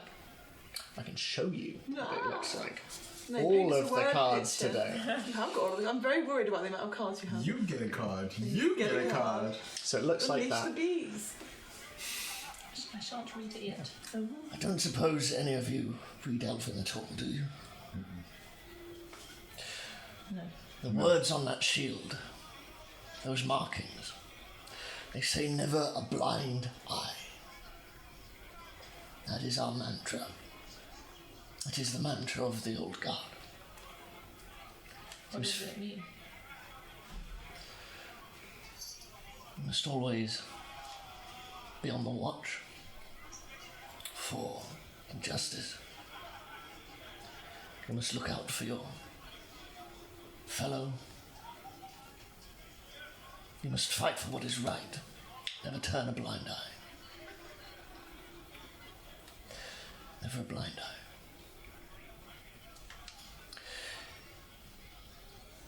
Thank you all so much. If you ever need us. And Spinwood goes, I've given them that speech. Well, I bid you all farewell. I am going to go gather my things, and I will ride north. Thank you all so much. I trust we will see one another again. And with that, he heads off. And Ansel, Bub, and Spinwin finish their respective meals as well, and they wait. And eventually Roland comes back down, and all of them standing and taking their satchels. They bid each of you goodbye. And they leave the dripping tap, leaving you on the table. Did Bub take all of the plants? Yeah, I'm wondering, what about the bites? She hasn't said anything. Okay. I mean, I didn't know she had them, so, you know. Yeah, she hasn't said anything though. Okay. Cool. Just gonna look at the shield. Cool. So, we will take our break there. We'll be back in a little bit. See you later. Hi, I'm Ed, and you are watching Dungeon Manager. Thank you so much for watching, all of your support. It really means the world to us. Just being silly in front of the camera for you guys is an absolute joy. If you want to leave us a like and a subscribe, please feel free to do so. It would help us out massively. YouTube algorithms and stuff that we don't really understand. And if you want to support us further, you can also do so via our Patreon link down below. Any support would be greatly appreciated. Anyway, back to the good stuff. I guess more of me talking. Sorry. Good luck. So, the old guard having now left, you are now on your own in the dripping tap. What would you like to do with your day? Yes. I would like to go to a weapon man or woman. A weapon person. Yes. Okay. Do you communicate this with the group, or? No. She just comes downstairs and walks straight out. She mimes it. She's like, Walks right up to the table and then past it. Yeah. What is everyone wanting to do? The rest of us just like, I think once I'm alone, I very, very slowly put my clothes on, go down, order a glass of red wine, oof. go to the table, Cool. don't say anything. So that'll put you back about 1 silver. Oh wait, what day is for it today? I have loads of stuff to It's do. the 16th today. Yeah, let me check my diary. What to-do list. Is it one day after we were in the underground? We have to get our info from Giblet. Giblet. Gilet.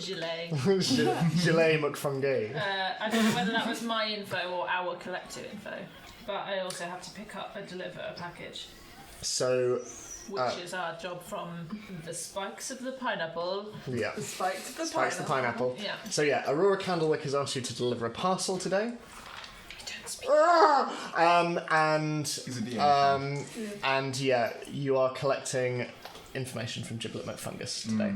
Right. So, what do we want to do first? Do we want to go get our info, or do we want to do this job?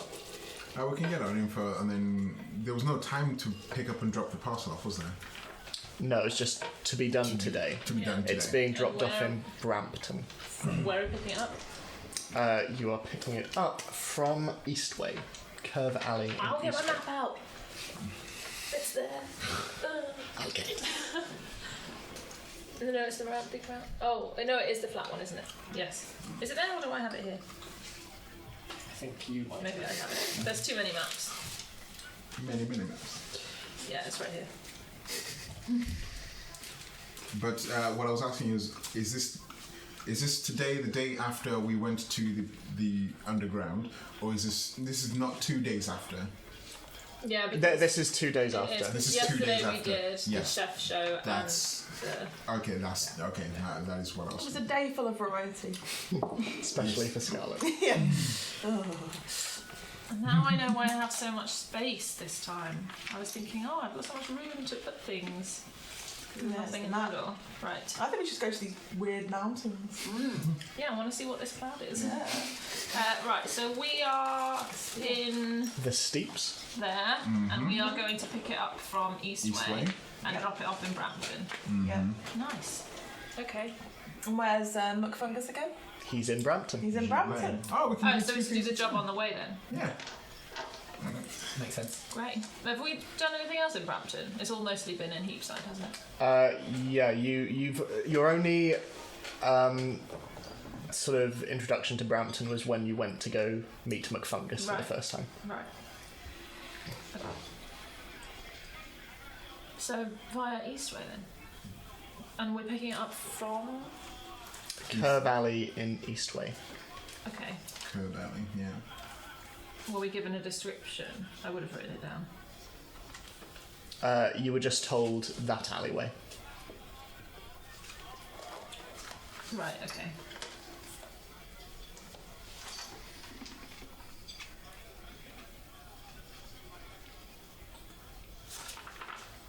Ah, yes. Curve Alley. You're correct. Well So done, yeah. Saltwater. Proceed, DM. Proceed. I don't know why you're waiting. Good notes. Yeah. So curb or curve? Curve. And then we're going to Saltwater Lane in Brampton. Do you think Tara does actually have a little notebook? It's up to you. I think she does. Oh, I like She that does. idea. It's canon tiny, now. like this big, like a little leather bound one. That's like. Leather bound. Is there a written version of Thieves' Cant? Yes, there There's, is. yeah, there's symbols and Yeah. Yeah. Oh, it's all in that. Yeah, yes. yeah. Yes, and people. Yes, and. And there's like sticky notes or like fantasy. Thanks. yeah, you've used like gum Arabic or something to. Just like get a frog to lick it and just put it on or something. I don't know. Right, so. Tara's pocket frog. Yeah, She's never She does have mentioned. a pocket thing. It's not a Remember frog, that though. she It's not a feeds. Yeah. I kind of wish it was a frog now. Okay. Shall we do that then? Go. Yeah. Go So we onto head that up Eastway. to Eastway. Are you joining or are you going off on your Gonna own? do my own thing. You're going to do your own thing. Okay. And meet up with them later, maybe? Where? Don't know. Are you telling us this? Yeah. I was about to say, that's the next step. I walk past them. I'm going to do my own thing. I'll meet up with them later, maybe. They don't know this. So where's Weapon Woman? I mean, you don't know. You'll have to investigate. Oh, right. That Okay. you know that Dalafar bought a weapon down in the undercellar. Right. Where is the undercellar? Underground. It's so the entrance was the tack room, which was over in Bloomridge. Damn it! I should have done that as well. Can I go up to the person at the bar? Certainly. Yes, it's Granny Funk. Yes! Oh! Sorry, in Sea Tower. Sorry, I'm getting my districts mixed up. God, I thought you were going to say no, it wasn't Granny Funk. Literally, you can't get further to No. where we go. Be quicker to swim. I was about to say swim. Yes, I would like to go up to Granny Fungus. Okay, sure. Hello!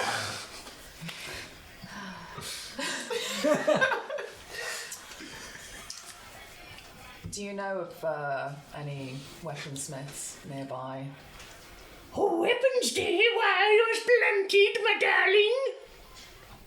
Yeah, why not? Yeah, well, you might have some luck in Heapside. There's quite a few flaming fists there. I know that they have a number of places where they procure their weapons from. Bulk orders, you understand, bulk orders, but there may be some individual things for you to purchase. So Heapside. Would be my best bet. As you can see, I have not a lot of cause to have weapons upon my person. Most of them are too big. Right. Okay, thanks. I'll walk away. Oh, you're welcome, dear. Always a pleasure. No, how dare you? You must be there for longer. Sorry, the Flaming Fist, were they based in Heapside? Where was the base that we went to? That was Like the barracks thing. the barracks you went to were in Heapside. I believe. Right. But that was like a regional.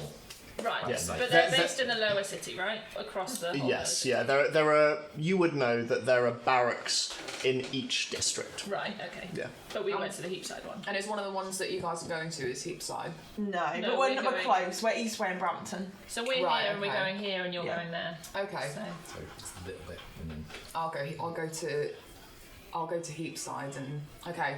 I will go over to the group. And announce my intentions. Yeah. I want to go to Heapside.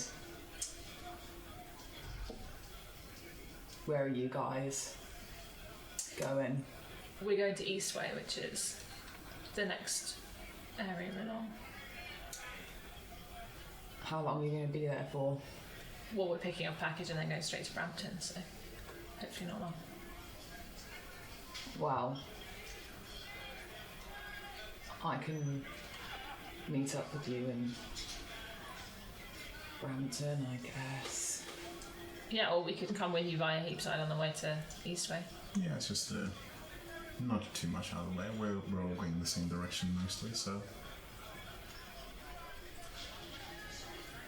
Okay. Or we could not, you know. we're easy. Maybe it'll be easier if we go together. Yeah. Great. Okay. So unanimously, you leave the dripping tap. I would like to put my wolf cloak and dagger into my whatever storage we have in the room. Presumably have like storage boxes, Yeah, sure. because I'm not attuned to them. As you go up to your room, you can see that attached to the handle of the door, there's just a couple of sprigs tied to the handle. Sprigs of what? Purple flower. Make a nature check for me. Nice. Yeah, 21. You would know this as the belladonna plant. And did I hear Bob talking to Oriana about what? About that? No, she was talking to Zini. No, before. she did. Oh, mention it. right. Yes, Right. yeah. That was in the presence of So everyone. I do know that that's kind of the cure. Do Yes. I? Did she say how to do it? She didn't, no. Slightly unhelpful. Would Yes. I know, would I know if it's to be consumed or applied? I mean, with that nature check, you know that it is edible. It might not taste nice, and there may be some lingering effects. It is kind of a toxic plant, but it is edible. So, how many sprigs? There are 4 sprigs in total. I'll eat one, and then I'll rub the other one on my arm, and throw away any Not on the rest of it.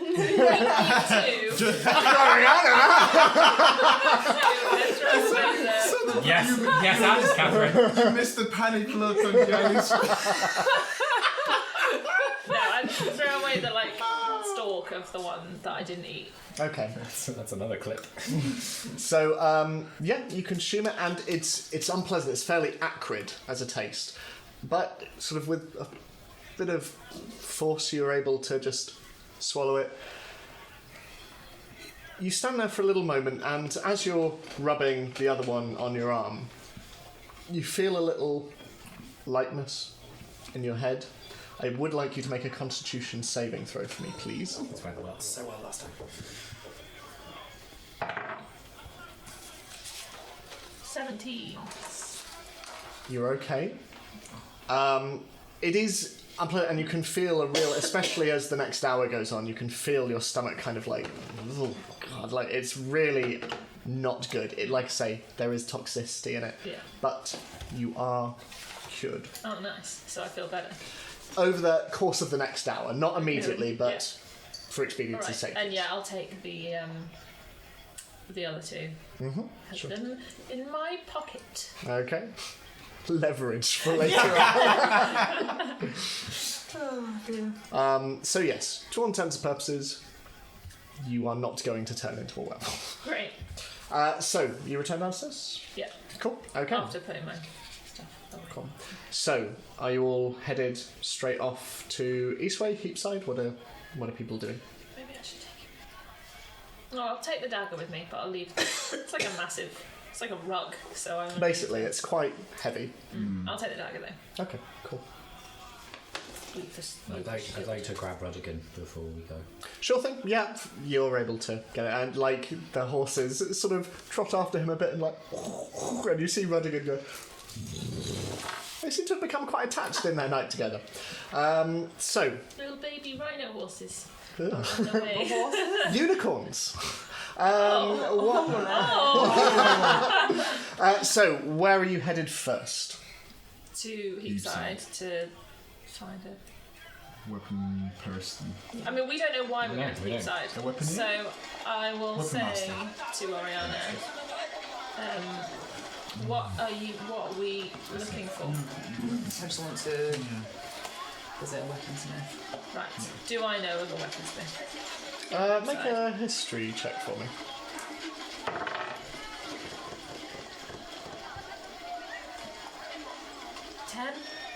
10.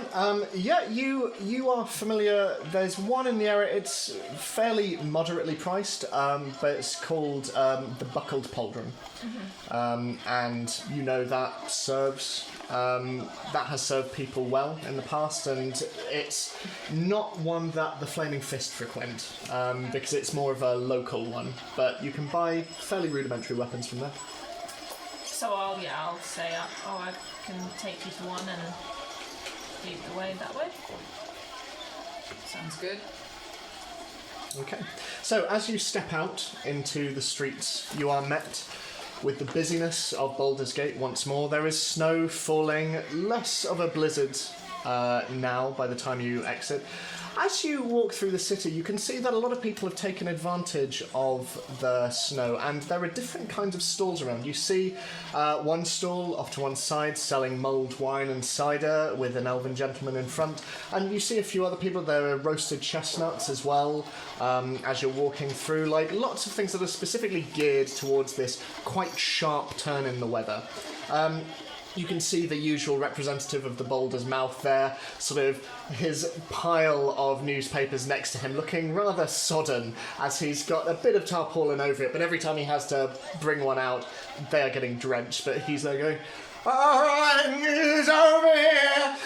But there are numerous things you see as you go out, and you can see a couple of decorations going up in various windows as well. You can see sprigs of fir being draped over windows, and you can see sort of candlelights being placed in windowsills and at doors as well. It seems to, this change of weather seems to have brought about a change in basically aesthetic of the city, and it is turning.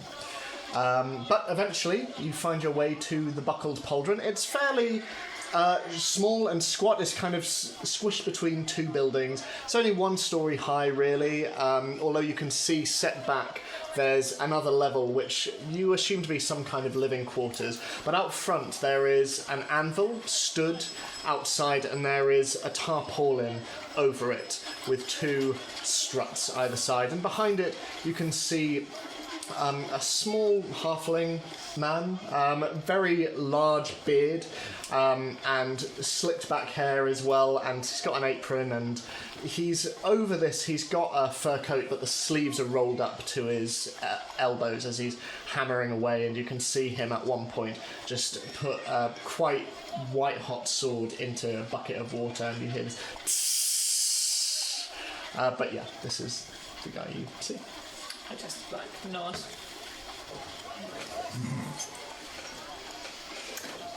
I go over to the weapon chap.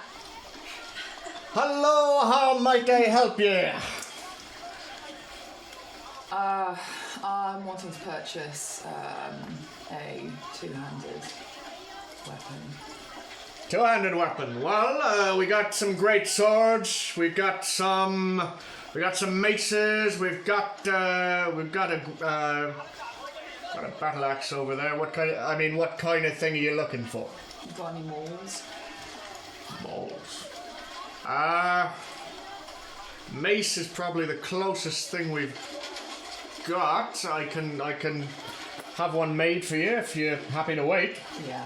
Right. Well, that probably 3 days, maybe. Sure. Yep. 50 gold suit you. Sure. All right. Money up front and come back in 3 days.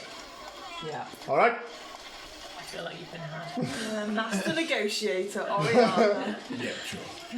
So 3 days. You'll receive them all. 311 minus 50, guys. 361. 61. Sorry, 261. Wait, You just need for an extra. I'm generous that You way. are. You're lovely. That's how fantasy money works. Oh, is it? Oh, well. So I don't know any different. But you know this dagger I have? yes, Does it look like a normal... It's made of bone. it's made of bone. And it's You've shimmery. just answered Remember your it's own shimmery. Yeah. So I won't show it to the weapon. Were you going to get like a second opinion on the bone Yeah. dagger? I can. Don't know what that is. Can you? Get out of my face. Oh, Sorry, blacksmith. I'm a blacksmith, so. but it's made of bone. Yeah, but he knows bits and pieces about weapon working. Okay, and I'd know that. Yeah, because we talked Yeah. extensively. Okay. Well, I won't do it now because it's like in the snow, In the street. waiting outside. So where are you headed? He's right. This way. Cool. So make an investigation check for me, please. I'm not Everybody, investigating. You're not I'm investigating. following the group. Cool. I'm not investigation. If you're specifically looking for the alley. 16. 11. 7. 7. Being less familiar with the city, you very much lean on Terra's lead on this one. Terra, after a time, Car Valley isn't a name that is immediately familiar to you, but after some time, you're able to refamiliarise yourself with the geography of this particular district, and eventually you find, tucked behind a couple of buildings, a small alleyway, quite dark, filled with various boxes and crates and barrels and a couple of sacks as well. And as you look in, you can see that on one of the walls there is a white chalk cross, and just below this, with a similar mark on it, there is another crate, just underneath a large sack. So the crate has a white cross on it. Okay. I'll take everyone over. Is anyone around? Make a perception check. It's a dodgy alleyway in a dodgy part of Yeah, town. could I keep an eye out too? Make a perception check. I would like to do the same. 14. 10. I would like to do the same just to look Yep. out for people. Not good enough. I'll do it too, why not? 8. 8. It doesn't It's got worse. It's a very busy part of town, and while there is no immediate activity within the alleyway itself, there's quite a bit of toing and froing either side. Like I say, it's kind of between two buildings, and the main streets are either side. But no, it doesn't look like anyone is watching it. Are there any doorways out into this alleyway, or is it? There's one a little further down. You can see a number of rubbish bins next to it, but Okay. outside of that, like, it seems to just be a back door. Okay, so there's a sack on top. Yes. So I will go over and I will lift the sack off. Okay. And is the sack suspicious, or is it just a sack with like vegetables and stuff in? Or... I mean, you can look inside, or make an insight check on Yes, the I'd like sack's to insight intentions. the sack. It's not as ludicrous as it seems. It could be a mimic. Yeah, like I want to know if it's. There Legit. could be like a goblin hiding there or something. Well, you pick it up relatively easily, but make an investigation check just for the heck of it. 11. As you pick it up, there is a distinct smell coming off it. It appears to be a bag full of refuse, rubbish, Bag of shit. basically. I'll put it down. Good idea. How big's the crate? It's sort of maybe around 5 feet long. It's This is like rectangular. yeah, and it's 2 feet tall, so it'll take around. It's like the size of a person. Yeah. That's what that meant. Did she tell us not to look in it? She did not didn't. She did not specify. Is it locked? It doesn't appear to be, no. There could be some kind of magic seal on it that Don't tells enjoy that look. that tells her if this is a mission to gain trust, right? Yes.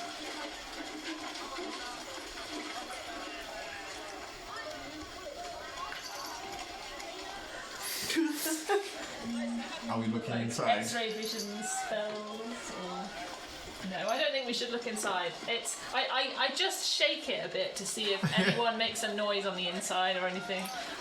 It's quite a large crate, so it takes you some effort, but there are no yelps, no. Muffled like. Right. So we're not. There's no human trafficking happening. So I'm reassured and happy to continue. Okay. Okay, so it'll take around 2 of you to carry it. Probably it's like. Yeah, but yeah, we can do it. Yeah. Lovely. So, in total, it takes you maybe around, sort of, with the added weight, probably half an hour to get to Brampton in total. Tara, if I can ask you to make another investigation check. Whoa. To find. Oh something. right, yeah. Can I have been looking around just seeing if anybody's trailing us or thinks that we're acting suspiciously, even though we're obviously just transporting a crate? Sure. Make a perception check for me. 21. Natural one. Wow. So I get you're just kind of like trying to play it cool, almost too cool. But yeah, like no one that you can see. And a little fleck of snow gets in your eye, which distracts you for a fair bit of at least the first 5 minutes of the journey. But after walking and after some time and eventually entering into the slightly more quiet district of Brampton, you eventually find your way to quite a small lane. And before you see a squat, unassuming 2-storey wooden building. The windows are all shut up, and its tapered, tiled roof slides down to a gutter that runs around the outside of it. And at one end, you see melting snow just dripping off it. And at the front of the building, you see a single wooden door, on the surface of which there is a white chalk cross. And just above this, a tiny little peephole in the door. So, this is the building you see before you. Okay. She gave this job to all of us, didn't she?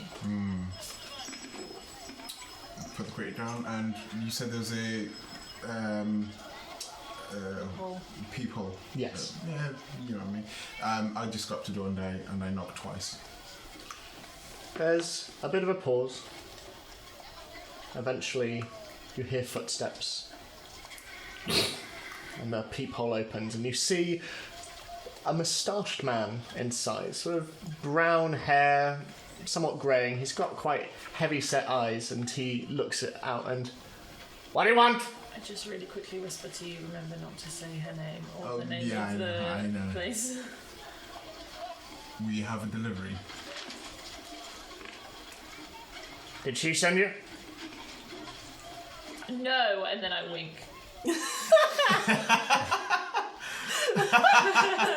Okay, and there is, you hear the sound of unlocking, and as the door opens inward, you see a fairly stooped man. He seems to be wearing an apron, and you can see by his side he has a crossbow just hanging from his belt. And come in, come in, come in.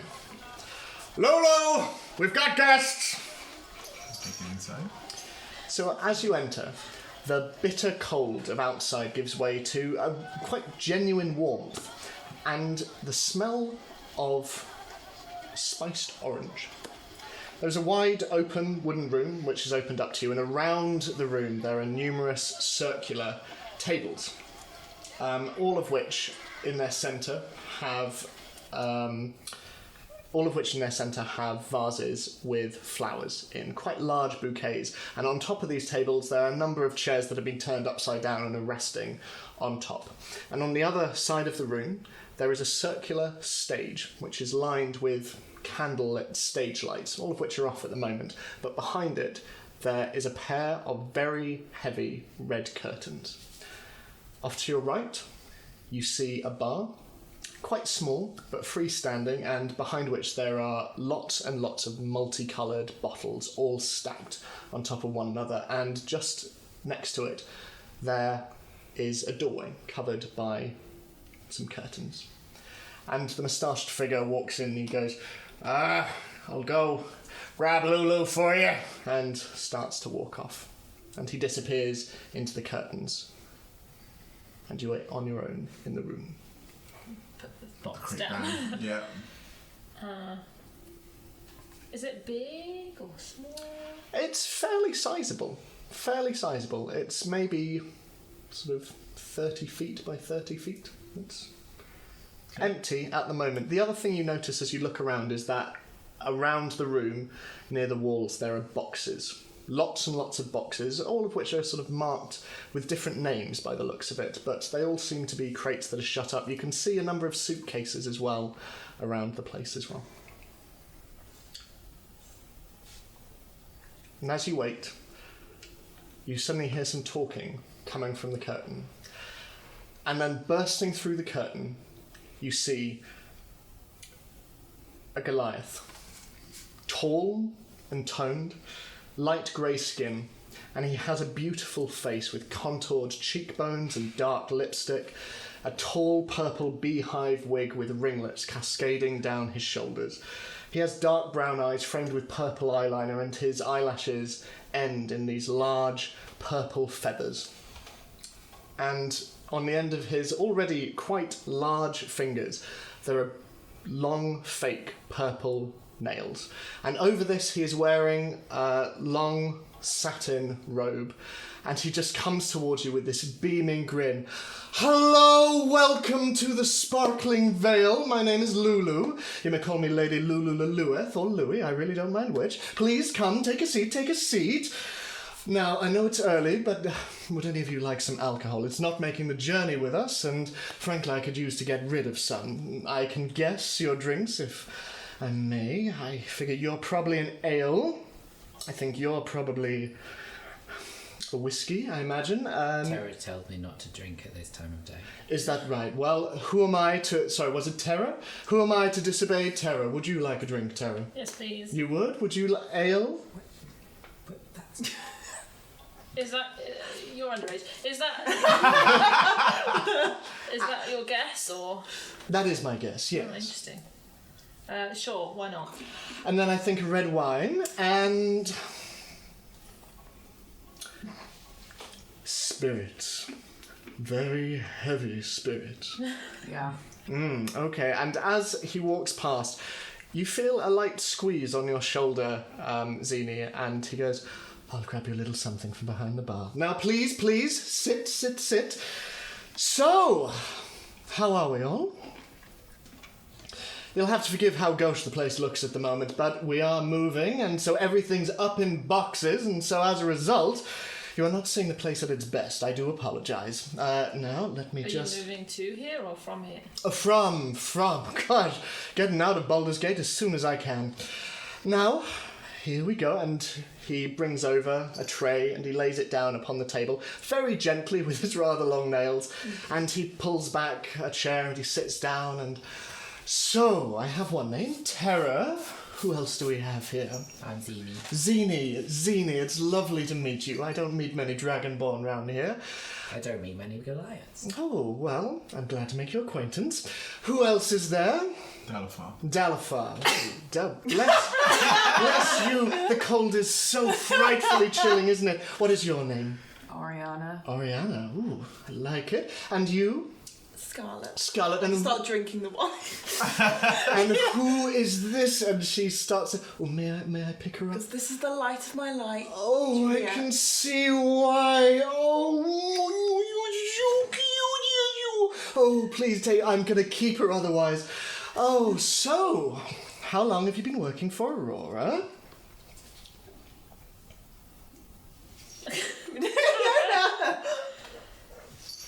Oh, do you still have the... Oh, I see. Okay, well, we can use a code word if you'd rather. She is the spikes of the pineapple. Oh, she is spiky, isn't she? In that case, that means that you've only just made her acquaintance, am I right? Oh, what were your first impressions of her? I'm always interested in this. Surprising. She had taste. Yes, doesn't she just... She's pretty. She is amazing. I remember when I first met her, she came here, this was before she started this whole underseller business, and I just remember seeing her from across the room, and she is the very idea of aspirational. I love that woman, absolutely love her. So in which case, how have you come into contact with Aurora? We're looking for some information. No, what was it? We were trying Our paths led to Aurora. Spikes of the pineapple.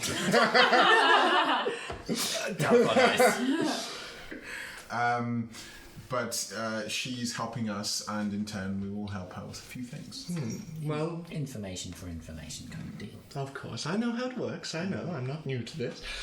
But she told me that I would be expecting a delivery. She just didn't tell me how delightful all the people bringing it would be. So, where is it? Is it... Oh, this massive crate, right? I see it behind you. Do you mind if I have a... By all means. Thank you so much. And he stands and walks over to it and very daintily just... There we go. And you see inside there seem to be medical supplies. And more than this, there are some non-perishables. You can also see very simple wooden toys. Oh, they're going to love this. Thank you all so much. You have no idea how much this means to me.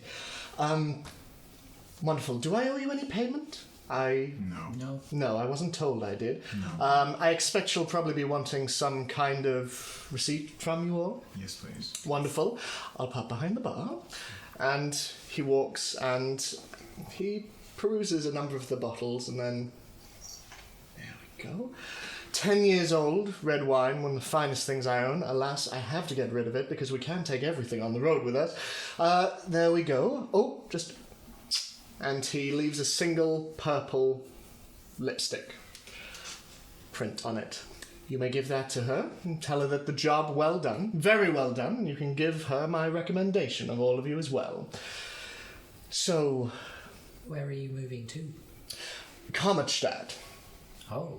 Yes, it's rather far north, but frankly, I feel I'm a little bit wasted here. I have the finest singers and dancers in Baldur's Gate, but I figure, tucked away as I am in Baldur's Gate, I'm far better served in Kommerdstadt. They all are. They're all amazing, absolutely wonderful. And I may as well have the finest singers and dancers in Kommerdstadt. She didn't tell you what this was, did she? No, No. we didn't ask. Come with me. And he stands and walks over towards the stage. It's sort of 3 foot off the ground and there's some steps off to one side, but he strides up them. And he pulls back the curtain and gestures you all through. I walk up to them. Yep. As you do so, behind the curtain, you see a small, fairly dimly lit room, and around the edge of the room there are a number of mirrors with candlelight around them. Long tables run round 3 sides, covered in powder, lipsticks, mannequin head with wigs. It could have wings. Yeah. You see a number of adults sat around. You see a halfling with a hairnet. You see a tiefling applying some eyeshadow, to name a few. But their attention seems to be more focused on the centre of the room. Because as soon as you enter, you are hit with the sound of laughter, giggling, and playing. In the centre of the room, there are around 20 children in total.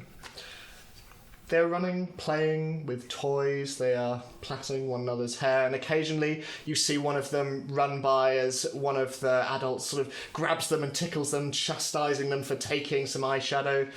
But they are everywhere. And Lulu looks on and... So these are my charges.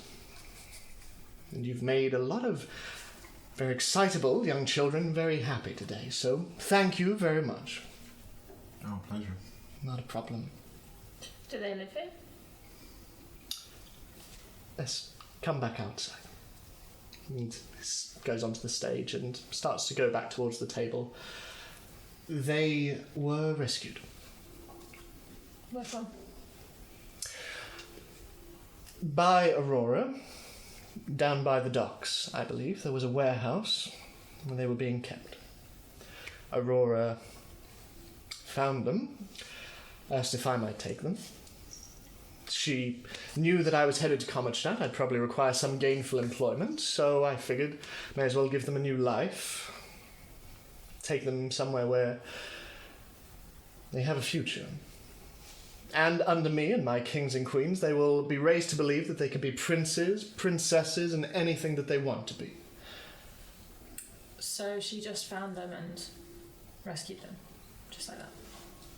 I believe she was looking into something else at the time. The children were also there. Is the warehouse still there and operating, or...? I believe, and I probably shouldn't say this, but I believe that she has appropriated it. More details than that, I'm sure she will readily give to you, but... Do you know who was running it before? No. She preferred that I stayed in the dark, which is understandable. But, of course, I was more than happy to take on the children. I am an orphan myself. I was lucky enough when I was very young to be taken in at an orphanage. Not many children have that luxury. But I was brought up, I was taken in by a good family. I eventually moved here and made a life for myself. But, one would think people would have children's best interests at heart. Not always the case, unfortunately. Just, is there only one docks? Well, there's the entire docks So it around. could be from any of these places? Yes. Oh, okay. How old are the children? Between 5 and 10, maybe. Quite young. Was this recently? Well, they've been with me for around 2 weeks now. But we'll be heading off in 2 days, I imagine. I've spared no expense. I've been saving for quite some time for the move, so adding a few extra bodies. They don't have family? Not as far as I know. Talking with them, it seems as though many of them were snatched from the streets. I haven't pried too much. What were they doing in the warehouse? Again, I was told better left in the dark. From what I could gather, though, nothing good.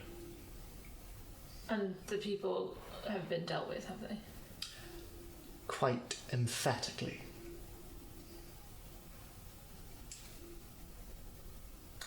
So like I say, you are giving a lot of very young children a lot of joy and a lot of hope today, so I thank you very much for that. And you may thank Aurora from me too as well. I didn't know this would be quite as much as she promised.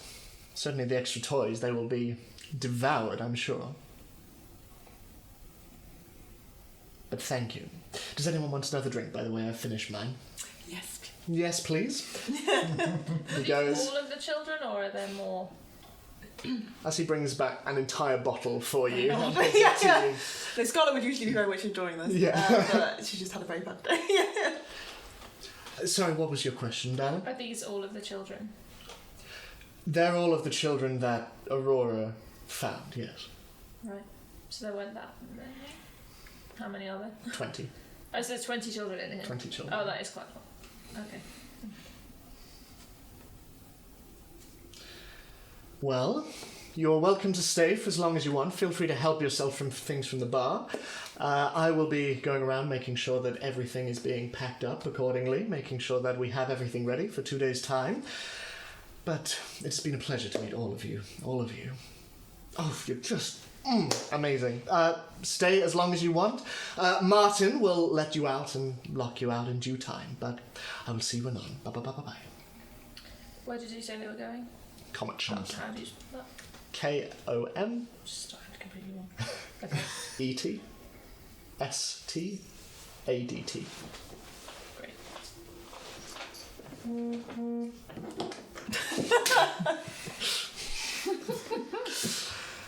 Cool. So, Martin is sort of sat over near another table and he seems to be just reading a book, just waiting. But yeah, is there anything anyone wants to do? I'm just trying to think of like D&D versions of like drag names. I've got Pixie Mattel, which is like Trixie Ooh, Mattel. okay, yeah, which is yeah. quite good. Is it Aarakocra, which are like the bird people? Yeah. Aarakocra Davenport, like. Ah, okay, yeah. But yeah, that's all I've got to say. I've not been doing a good job. I'm just simmering over your wine. These are all going through Is it your okay? head. Yeah. I'm really sorry for this one. RuPauldron. I was trying to think what would be RuPaul's Yeah. Drag Race in D&D, but RuPaul, I was like... RuPauldron's Run. RuPaul Jones. Sorry, I'll stop. Oh, it's terrible. So, are you staying a little longer or? Tara, why aren't I allowed to drink early? Is it a law that I'm not? Or? Is it a law? There's probably not an underage drinking law, is there? You're not if there is, technically it's underage. No, I'm very not. But I don't know that. Yeah. Got to be another... You're just not really used to it yet, so sometimes it's best if you're going to do it when you're going to bed afterwards, rather than at the start of the day when it might affect how you behave for the rest of the day. But everybody else is drinking, But we've all done it a lot more. and that's a good thing. Yes. Do I believe her? Make an insight check. That would be 20, not natural. Do you believe Are you lying to Do me? I have to roll against it? Or? No. Oh. Just It's not that simple. I suppose so. Yeah. Just take the glass. Did he serve me? yeah. He served you what seems to be like a kind of like fruit juice, but as you drink it, you feel a tiny kick. Okay. I just nurse it. Cool. You know, I've heard quite good things about Commerstadt. A bit secretive, but... We seem to be hearing about it quite a lot. Yeah, it's Yeah. near Neverwinter. What else have we heard about it? Yeah, it rings a bell. That's where the first church are from. Right. And do we know where it is? Make a history check for me. 5. 6. Brilliant. 24. You have heard of it, Yes. and you know that it is not like other cities. It is a floating city. It is made of 3 individual rocks that float in the sky next to one another. North of Neverwinter, north even of Luskan. But it is the floating city of Kometstadt. And it is not easy to get to.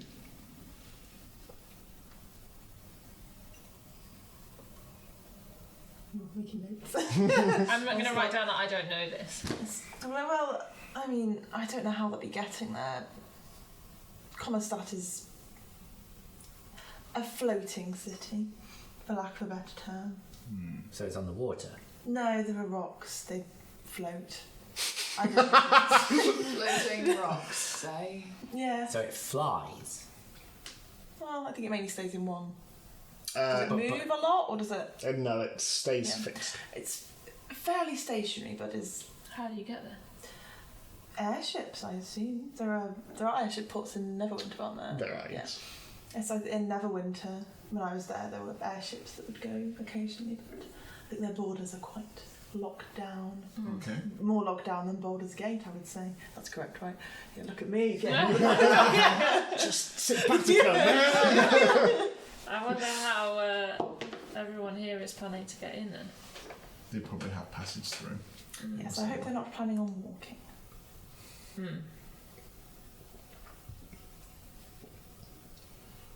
Well, shall we get back? Yeah, we need to go and see McFungus, don't we? Oh We yeah, do. we do. Isn't he in Brampton? Yeah, Yeah. so we're nearby already. Yeah, you're only really a couple of streets over, if that. Oh, okay. Yeah. And I need to go back and check on an axe I ordered Where was that? Was that? in the Underworld. Underworld. Oh yeah, it Undercity. was, wasn't it? Yeah, Undercity. yeah, yep. In Tartarus. So you're heading to Red Cap Goods then? Yes. Yeah. we are. So I drink more red You taking the bottle? I take the Oh, red. could I take the bottle that Lulu gave us? yes, And absolutely. I'll put it in my pack. Cool. I will take a bottle of spirit. Okay. Wow, we're just taking all their stuff. Martin looks on and just take it, take it. So it doesn't take you very long to get to the Red Cap Goods, and again, like you see just over the other buildings, you can see its red sloped roof with white spots. Although the white is much bigger now on account of the amount of snow that is resting on top. But walking through, you get there and you can see through the window Monty there, just sort Monty. of piling bits. And as you approach, you see his face through the window. Just Could we just recap also, what are we giving him? We had a bunch of stuff. We had Was one of the ledgers. things my lucky stone? Was that? Yeah, I think the Okay, lucky stone was okay. one. The Lucky Stone, Should have been used the papers the against. deeds, and Yeah. pretty much And everything we had, else. Okay. we had the Mask of the Blink Dogs as well, or is that something else? No, I think we No, just we took picked those up. I think we just took them out We of the picked those outside. up, but we're not going to give those. Yeah, they're not part of I didn't even use the stone anyway because we kept forgetting about it. I should also mention, as you leave the Sparkling Vale, as it is called, you feel a certain warmth in you, and you feel confident as you step out into the world. Oh, fuck, I've been enchanted. In game terms, this means you each have 1d10 of inspiration, which you can use, but only within the next 10 minutes. Yeah. So basically, So we have 8 minutes once Yeah. we get to the shop. so any rolls you make, if you would like to, you can add 1d10 onto it, if you would like. Before or after? I think it's say. Yeah, it's before we Yeah. find out. I mean, that Any makes roll. sense. Any roll. any ability check Right. and attack, but But not that. you probably won't be. I Yeah. Kill it. I immediately attack the door. You open it with great finesse. Do we know what So- would have given us that? Was it the drink? Honestly, Lulu is just incredible to be around. So Just her aura. His. His. Yeah. yeah, his I aura. mean, so some like drag queens will go by like female pronouns Yeah. Yeah. during, but it doesn't appear that Lulu does, so we'll respect Lulu. Just Lulu's aura. Yeah. Lovely. So, are you So entering? whilst we have that inspiration, Ariana, what is your full backstory? What is everybody's backstory? I'm ready to roll a persuasion check. It's up to you. It's up to you. So, are you entering Red Cap Goods? Yes. I, whilst we're walking, stay very close to Radigan because he's much warmer than I am, and he's a big, you know. He warm nuzzles boy. next to He's you. a big boy. He's Chonky chonky. He's chunky and long. You've got all this mental. That's so going Look at him, on. he's thick. I know. He's a big boy. He is a big boy, isn't he? Chunky. So, you enter, and once again, you are met with piles and piles of bric-a-brac, most of which does not belong together. And as you open the door, Monty pops his head round and says, "It's good to see y'all again. How are all y'all? I miss you so much." Are you okay? I'm fine. I'm fine. A job's a job, you know. Anyway, are you here for the boss? Yes. Okay, well, he'll be done in just a moment. And as you look over, you can see Giblet is there, sat behind his desk. And in front of him, hooded so you can't see them, you see a figure stood before him. And they appear to be talking quite fervently, although Giblet is just sitting there and nodding, and the other figure seems to be quite animated from what little you can see of their... How tall is the figure? Round 5'5". Did you recognise them at all? I'll make a perception check. Everyone. Oh, for fuck sake. Natural one. You can add D10 if you want. No, Well. I don't care that much. 12. Oh, same. 17. 13. 11. Hard to tell with the hood. At one point, as the door opens, you see the figure just turn around. You see that it is male, but it's hard to tell. It's sort of quite pale skin, and you can see like a small little goatee, but that's pretty much all you see. Can't see if it's like human or otherwise. Seems to be human. Okay. Seems to be human. Make sure my hood is up, Okay. as usual. Okay. They're talking, and after a while, sort of, eventually, McFungus goes... And the figure turns around, and you...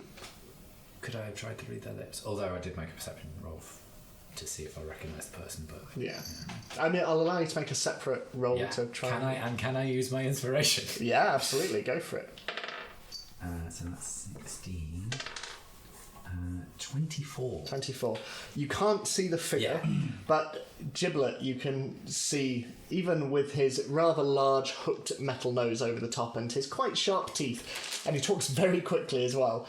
He's going, Your letters are fine. I promised you they'd be safe, and I'm telling you that they are fine. You have nothing to worry about. Okay, have a nice day now, y'all. Okay, bye-bye. Bye-bye. It's the guy who owns the letters. Okay.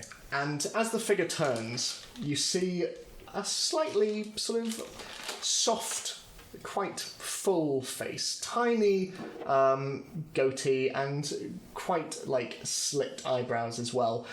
He's quite red in the face, and you can see underneath this rather heavy, fairly nondescript cloak, he is wearing very, very ornate jacket and breeches, and he has clearly just decided what people wear when they're being sneaky. Yeah, and he sort of brushes past you and he's like, excuse me, yeah, thank you very much, goodbye. Leaves. Eat the rich. And Giblet looks after him and he's like, Hello, how are all y'all? It's good to see y'all again. Monty, can you fix me up a tea? Thank you very much. So, you gonna hand over the things and I'll... We will, but... Is there like a table in between us? he sat at a desk, yeah. We will, but information for information, wasn't it?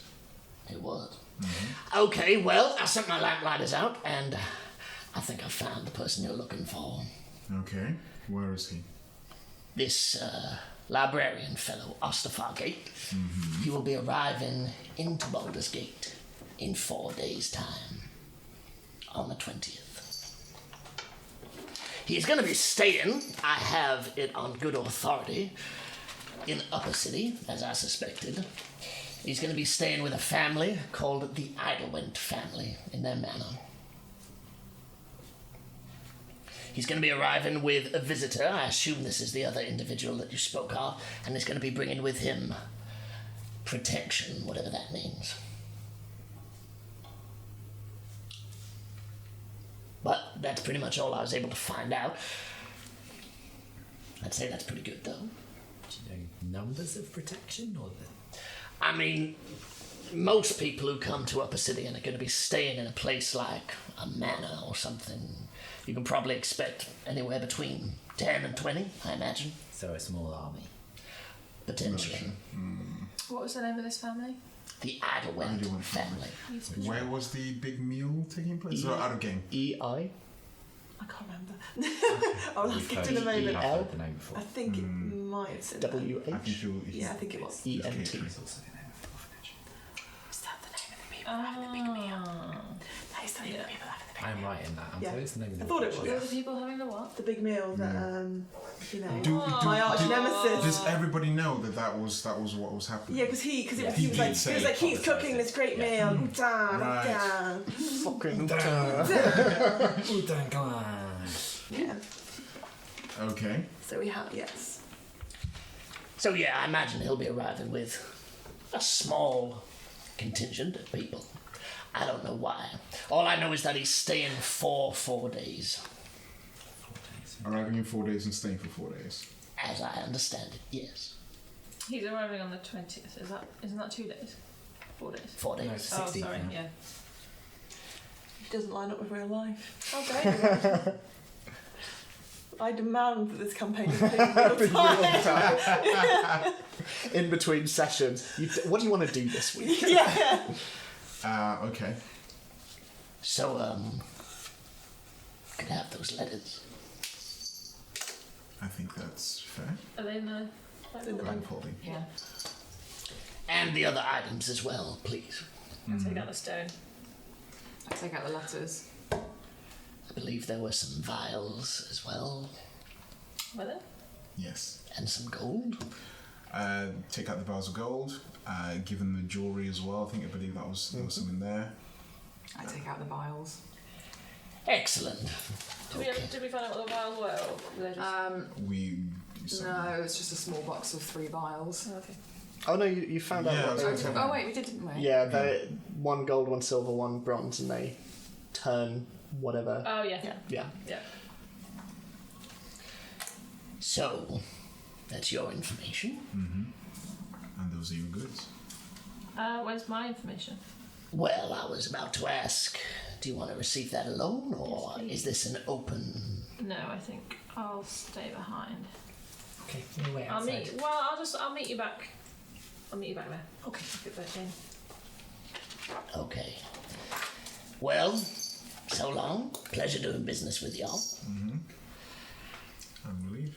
As you do so, Monty. Bye, bye, bye. Bye, Monty. Goodbye. Monty. He waves I at love Monty Juliet. so much. Goodbye. God damn it. We need to save Monty. Can This is Jessica speaking. We need to save Monty. we just hire Monty as a? It's like your saddlebag guy. Next Is our time. spin win? Useless. So mean to him. He's not even here. So as the others leave, I know. Thank you. Giblet picks up saucer and starts to drink out of his tea. And So, the Skinners. What is your relationship with the Skinners? I don't think that was our agreement, was it? I just want to know how many details I should be giving you, how much you already know. Well, why don't you just give me everything and then I'll decide what I already know. You are a very shrewd business person, and I do like that. Well, the Skinners. Skinners were a crime family here, but I'm sure you already know that. They basically ran the city for the better part of a couple of decades. 5 years ago, they started to go on the decline. Arrival of some The arrival of some lieutenant in Heapside seemed to put the wellies up them. As a result, flaming fists were clamping down on their businesses. They were being driven underground until that became quite literal. They ended up in the undercellar, operated under there primarily. And then a year ago, they dropped off the map entirely.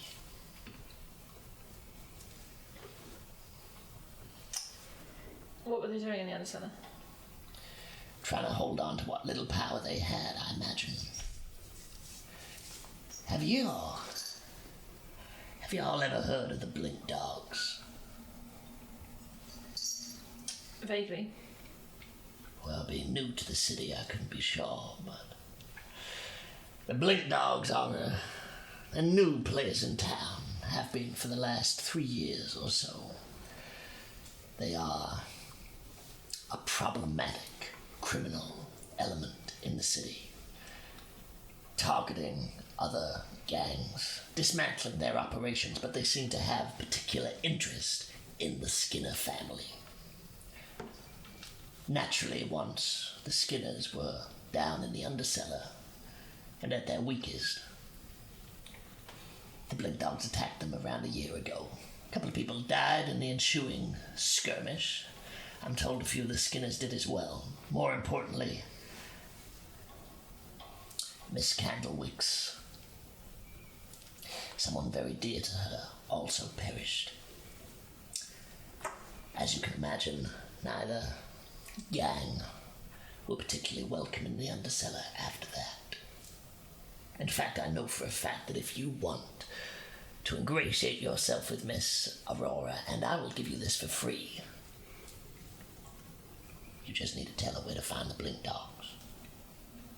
As for the Skinners, after that they damn near dropped off the map. They're either gone, dead, or if they are still operating in the city, they are such small fries that even I don't know about them.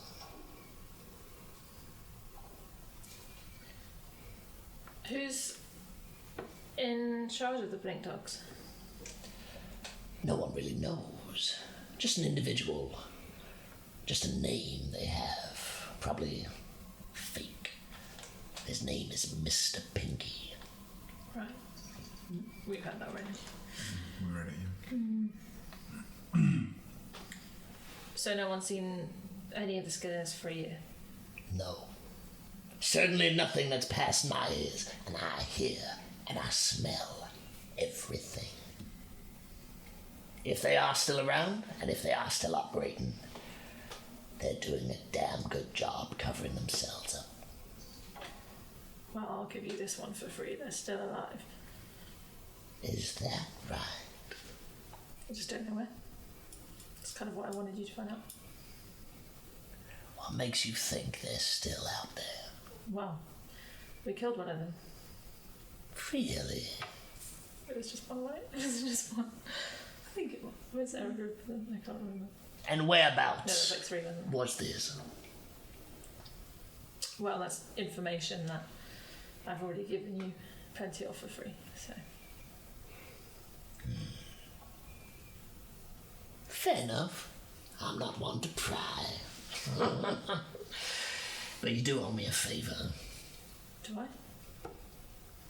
You do, for information? I thought I already did the favour. No. That was for their information. Right, so you want the favour to be, I tell you this. No. I have something more important.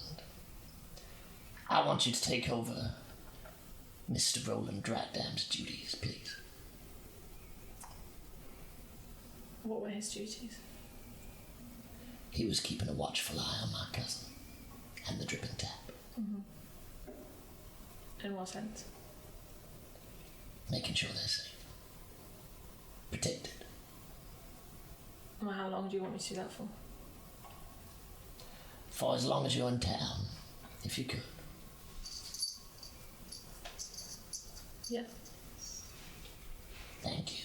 Safe from who? My safe houses have been infiltrated in recent months. I suspect that if they were to find out that I was the common factor, they might not just come after me. They might come after my loved ones as well.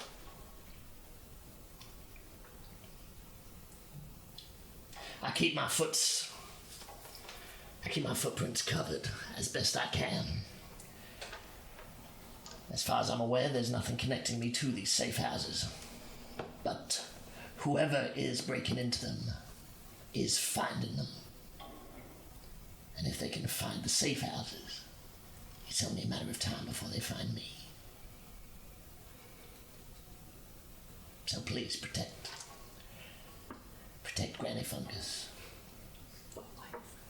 And protect her sons as well. Do I know how many sons she has?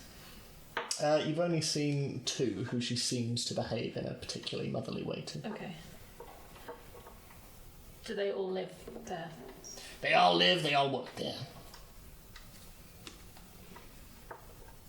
Do we have a deal? Yeah. That goes for the rest of your friends too. Any eyes would be appreciated. Well, if that is everything... Did they know that Roland was doing this for you? The old guard? No, your family. No. I don't want them to worry, you know. So if you could also keep hush.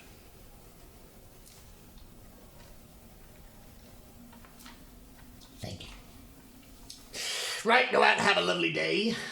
You and your friends. It's snowing out. Maybe build a snowman. Give him some fights. Ta-ta. See you later. Yeah.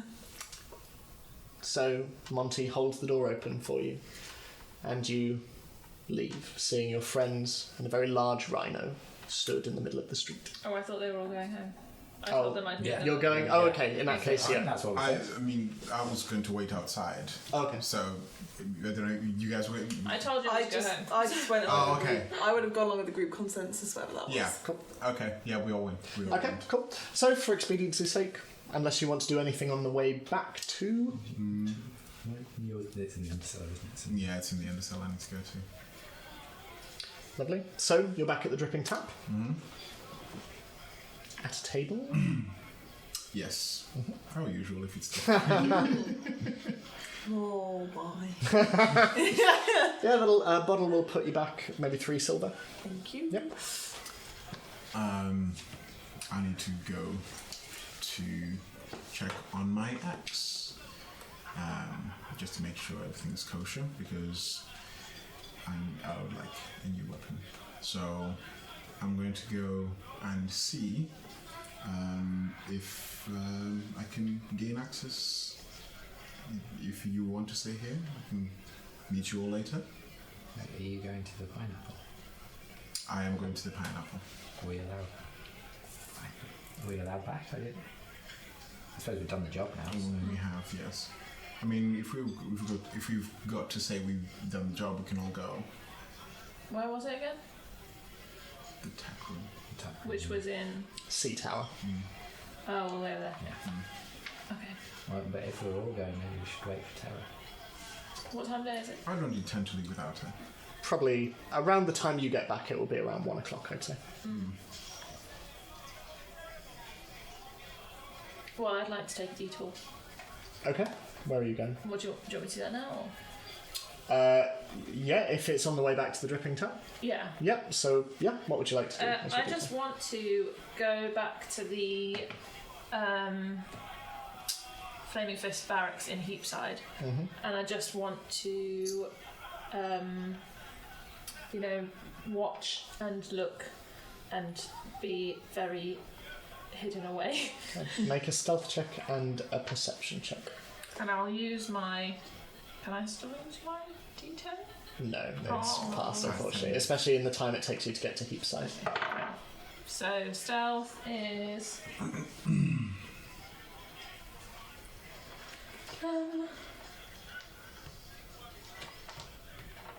22?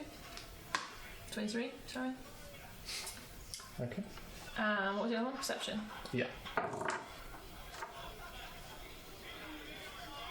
17. Okay. So it's fairly easy to hide yourself, especially with the snow. But you look towards the barracks, and there aren't windows per se, there are arrow slits, but you're able to look through the door, which opens occasionally, and you can see members of the Flaming Fist either side of it. Around 5 minutes into watching, there come a unit of Flaming Fist, 4 of them, and there is a 5th at their head. And they're all wearing helmets over their very heavy armour, and they have grey tabards on as well. And as they come to the entrance, they all take their halberds and they put them in a rack that's out front, and they start to take their helmets off. And there's a halfling there, there's a human with bushy black hair, there's one dragonborn as well with specially fitted armour. But out front, taking off her helmet, red hair cascades down the shoulders. You see a strong, quite square face, freckles over the nose, green eyes. There's an earring in her left earlobe. And as she takes her helmet off, you see her sharing a few jokes with a number of the guard. And they all start to go inside. And she turns to follow. As she does, she just looks over her shoulder briefly in your direction before shaking her head and going inside. And now... Okay. So, eventually, Terra joins you. It's around 1 o'clock by the time she gets there. Mm-hmm. So, what do you do? Well, shall we go and deliver the news that we've done what we were at, or that was asked of us? Yeah, it might be Should useful. probably know already. But it might be useful if she can let us into the upper city before Gate is coming, so we can scout it out a little bit more. That would be very helpful. Although, Tara, did you ever go into the upper city much? I never. Well, once. But no, not So enough. it would be useful if we scouted it out then. Yeah. But it's going to be covered in guards. Yeah, but it's less suspicious if we're there a few days before rather than arriving on the day and then searching around. Maybe the spikes of the pineapple can tell us more about this family. That is true. Yeah, because we definitely need to go and look at Seem their to have house. come up a few times. And you and I are quite good at scouting places surreptitiously, so we just We can maybe go at night. and just nonchalantly walk past. I can't help but feel like our best option is to get work somewhere nearby. I think so. Especially if there's some kind of... We all know about this party, do we? The meal thing. Yeah. Yeah, it was announced Yeah. by Yeah. during. So maybe we need to find some employment. At the party. Mm-hmm. That would be a good way. When is the party? It was... I don't know whether Hutan said. He just said he would be there for the next 10 days. Oh, really? Okay. So it's one of the days is, in fact, the 20th. So we need to find that out and then see if we can get employment involved with it or nearby. we all have skills. Some more than others. Isn't you have the most? Yes. Fairly straightforward. So shall we head to the pineapple? Seems as good an idea as any. Okay. We head to the pineapple. So, you head out into the city, into the snow, and you make your way, slowly but surely, as a group, towards Sea Tower. On the other side of the city, near the North Gate, the Black Dragon Gate is open, There are guards out front. There are citizens jostling through. There are carts. There are horses. And there is a single horse riding through. A figure stands on top. He has a heavy brown coat. He has bandages round his hands. He has long black hair and a black beard, and there is a scarf wrapped around. He stops, and a number of citizens are walking past, and they sort of move out of the way. It's very obstructive. But this figure just stops and looks up at the gate. He gives a little exhale of breath. There is no mist on the air as he does so. Finally. He starts his horse, and he rides into Baldur's Gate. And that is where we're going to end tonight. I cast. Well, this is our last one of the year, so we'll be seeing everyone on the 12th of January, I think, is our next I week. think so, yeah. In the meantime, Merry Christmas, everyone. Merry Christmas. Merry Christmas. Merry Christmas! Happy New Year! And thank you so much. Give us a like on Twitter and on here. And follow us, conversation, all that jazz. Look at our Patreon. In light of recent events, this month and this time of year is probably going to be a lot more difficult for some than for others. So do what the D&D community do best. And be compassionate and be kind and tidings of comfort and joy. So thank you very much. We will see you in 2020. Okay. Happy holidays. All right. Have a good one. We love you.